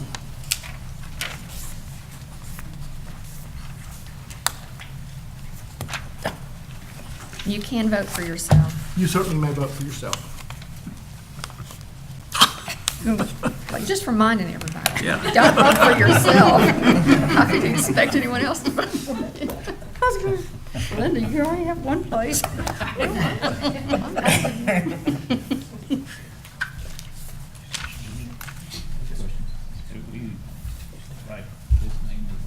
No, the only name that you're writing is place 2. Those other 3 people that I named are already on the slate now.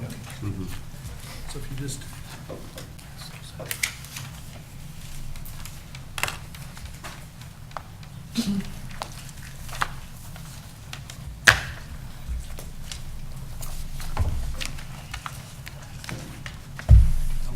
1 second to.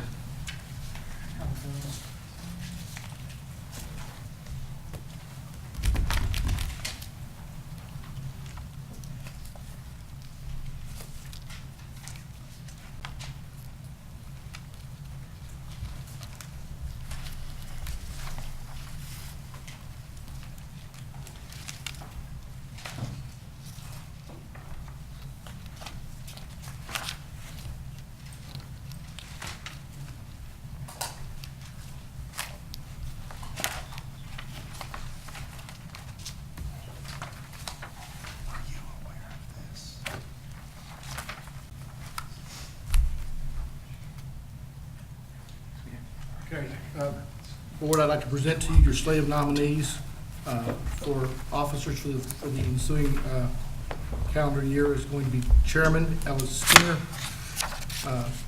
Joe Gurecki as Vice Chair, Linda McKenna as Place 1, and Penny Forrest as Place 2 in the Executive Committee. That's the list of nominees. Now that you're free to discuss, change, or do any other board decisions that you wish on that slate. Any discussion? Do you hear a motion to accept? I move we accept. Second that motion. Who did the motion? John. Hatchell and JB seconded. All in favor? Aye. Motion carries.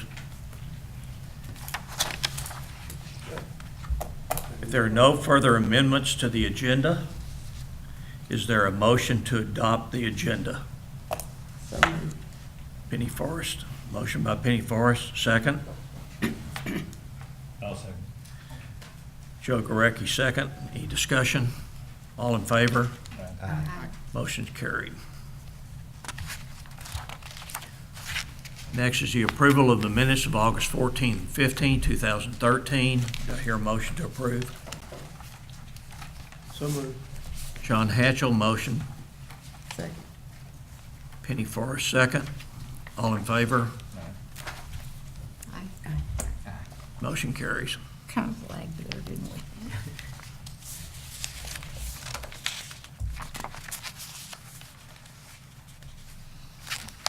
At this time, the chair will entertain a motion to approve the consent agenda. Do I hear a motion? Linda McKenna, motion by Linda McKenna. Do I hear a second? Joe Gurecki, second. All in favor? Aye. Motion carries. Is there any unfinished business at this time? We're moving on.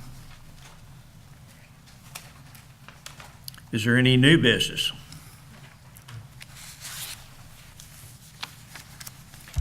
We do have some new business. Yes, sir, we do. Caesar, this is where you get to talk about your project. You can come over and sit here if you like.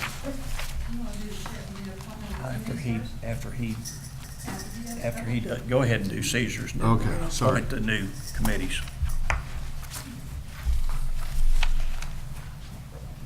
You're up. Yes or no? You're up. Yeah, go ahead. It was an even vote, but you got it. Thank you, Mr. Chairman. Chancellor, I want to update the board on a concept that we're working through in a public-private partnership. It's not anything that's new, but it's something that we are working on in Harlingen that's new in expanding our student housing. Our occupancy rate has bounced around between 80 and 90%, and we feel that new, high-quality housing would attract, not only attract new students, but help expand our service to veterans. And we're looking at a combination of single and family housing for students. And we're working with the Harlingen Economic Development Corporation in a public-private partnership. We're at the concept stage. We've had informal discussions, but I wanted to alert the board to this activity, so in the future, when we come back with proposals for your review and approval, that it would not be something that would be a surprise or unexpected. So this is a report item. I just wanted to see if there are any questions on this opportunity that we're going after with the public-private partnership. Final question would be, I'm surprised that there's a lot of demand for student housing in the valley for, I always wondered how that worked, you know, with the UTB, and a lot of people who go there actually live in Brownsville or in Harlingen, so I'm kind of surprised there's a lot of demand for that.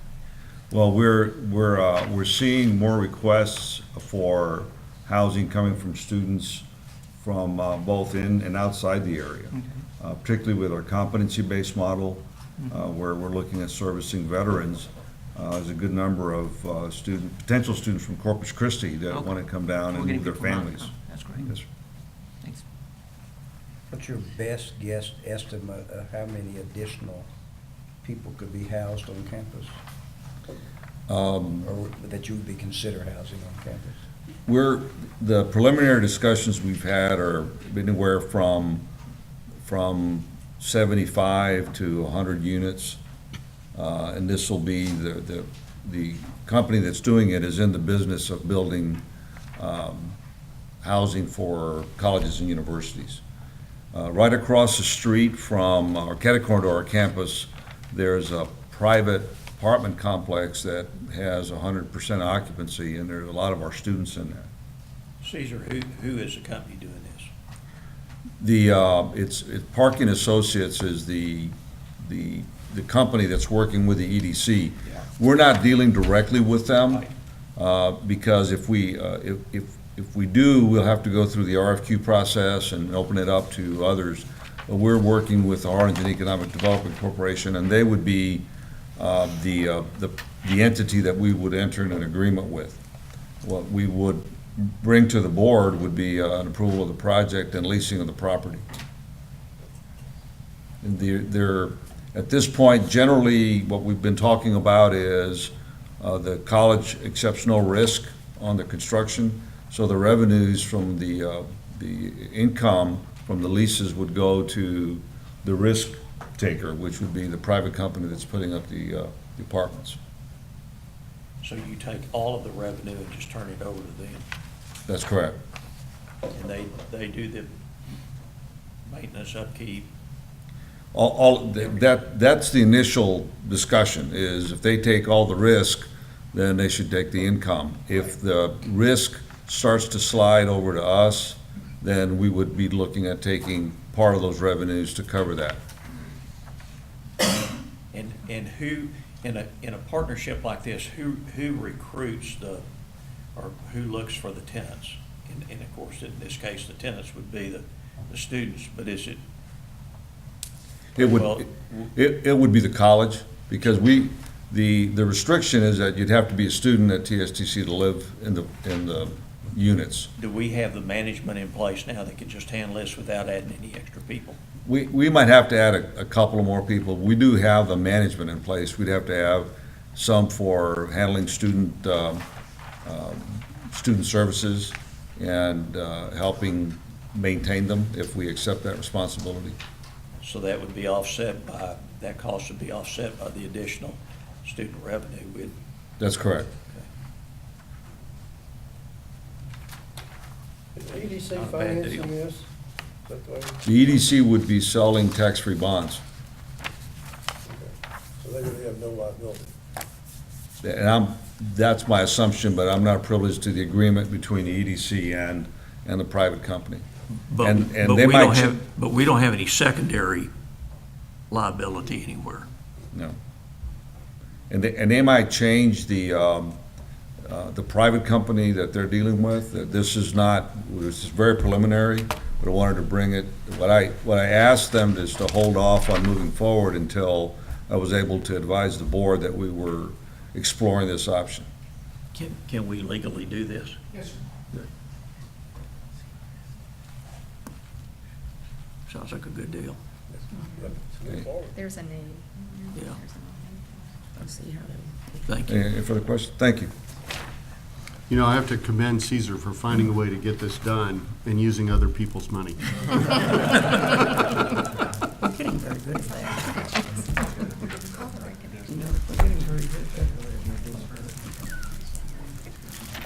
Okay, next we'll move into the committee assignments for 2014. And I want to, Leah put this on there, so I want to make everybody aware of something, that the bylaws require no member of the audit committee shall also be a member of the Committee for Fiscal Affairs. So, beginning with the Audit Committee, Chairman will be Joe Gorecki, Member Joe Hearn, and Keith Honey. For Fiscal Affairs, Chairman will be J.V. Martin, Linda McKenna, and Ivan Anderaza. Student Learning and Student Development, Linda McKenna, Chair, Penny Forrest, Joe Hearn. Human and Organizational Development, Joe Hearn, Chair, Ivan, and Linda McKenna. Facilities, John Hatchell, Chair, Penny Forrest, and Keith Honey. And I will give these to Leah, and she will send it out to everybody. Thank you.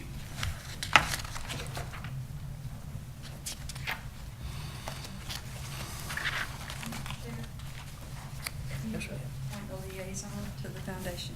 I will appoint Penny Forrest as liaison if she'll do it again. Thank you. Thank you.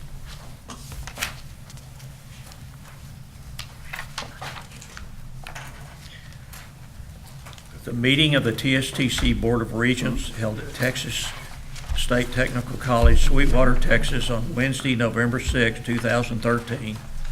After proper posting in accordance with Chapter 551 of the Texas Government Code for the specific purpose provided in Sections 551.071, 551.072, and 551.074, will recess from open meeting into closed meeting at this time, and the time is 1:37 p.m.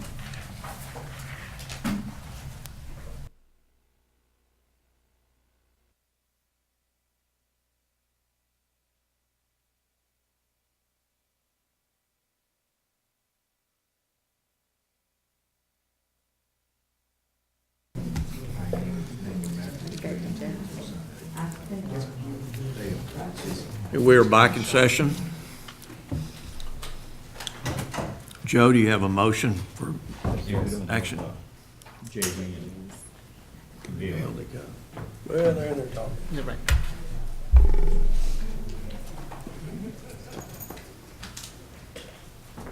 Where are they? Where'd he go? They went inside. They're in there. Go to that.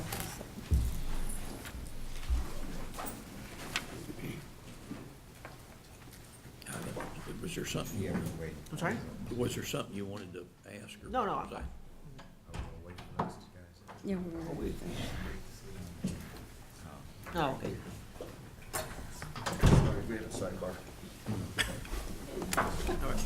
Okay, at this time, I think Joe Hearn has a motion from actions we took in the closed meeting.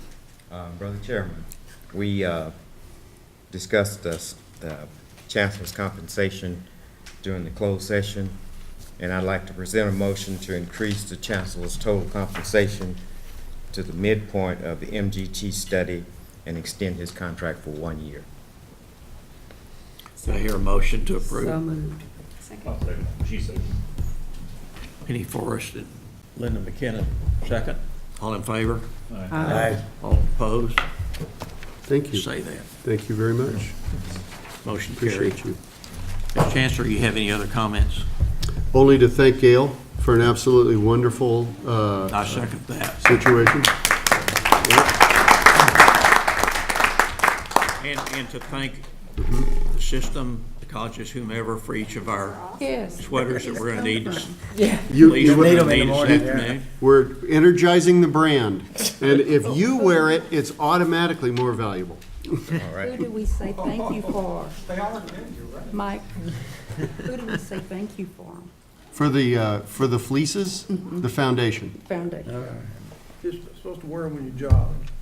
Joe, turn it around. Do you have any comments? No, I do not. Linda? Man, don't. Ivan? just thank you all and enjoy meeting everybody. I'm very happy to be here. Well, My own welcome time. aboard and thank you. And thanks for my pledge card. Thank you. JV, any comments? Nothing. I want to tell you that we had a subcommittee, congressional subcommittee today in which TSTC participated. This is of it's a congressional subcommittee on, I've lost it here. Veterans. Yeah. Affairs. Approach to helping the veterans in their education. Our Vice President at Waco, Rob Walliver, testified. He had a contingency with him to meet the people. Congressman Bill Flores arranged for this. This is in his district. Congressman Roger Williams, who represents adjacent district, was here, and then the Congressman Takano from Riverside, California, who is the ranking member, was also involved. Good, great. Rob did a really good job. And everybody to know he did us proud. Is there any further new business? The meeting of the Texas State Technical College Board of Regents is adjourned. The next Board of Regents meeting is scheduled for February 13th, 2014 in Harlingen. Thank you.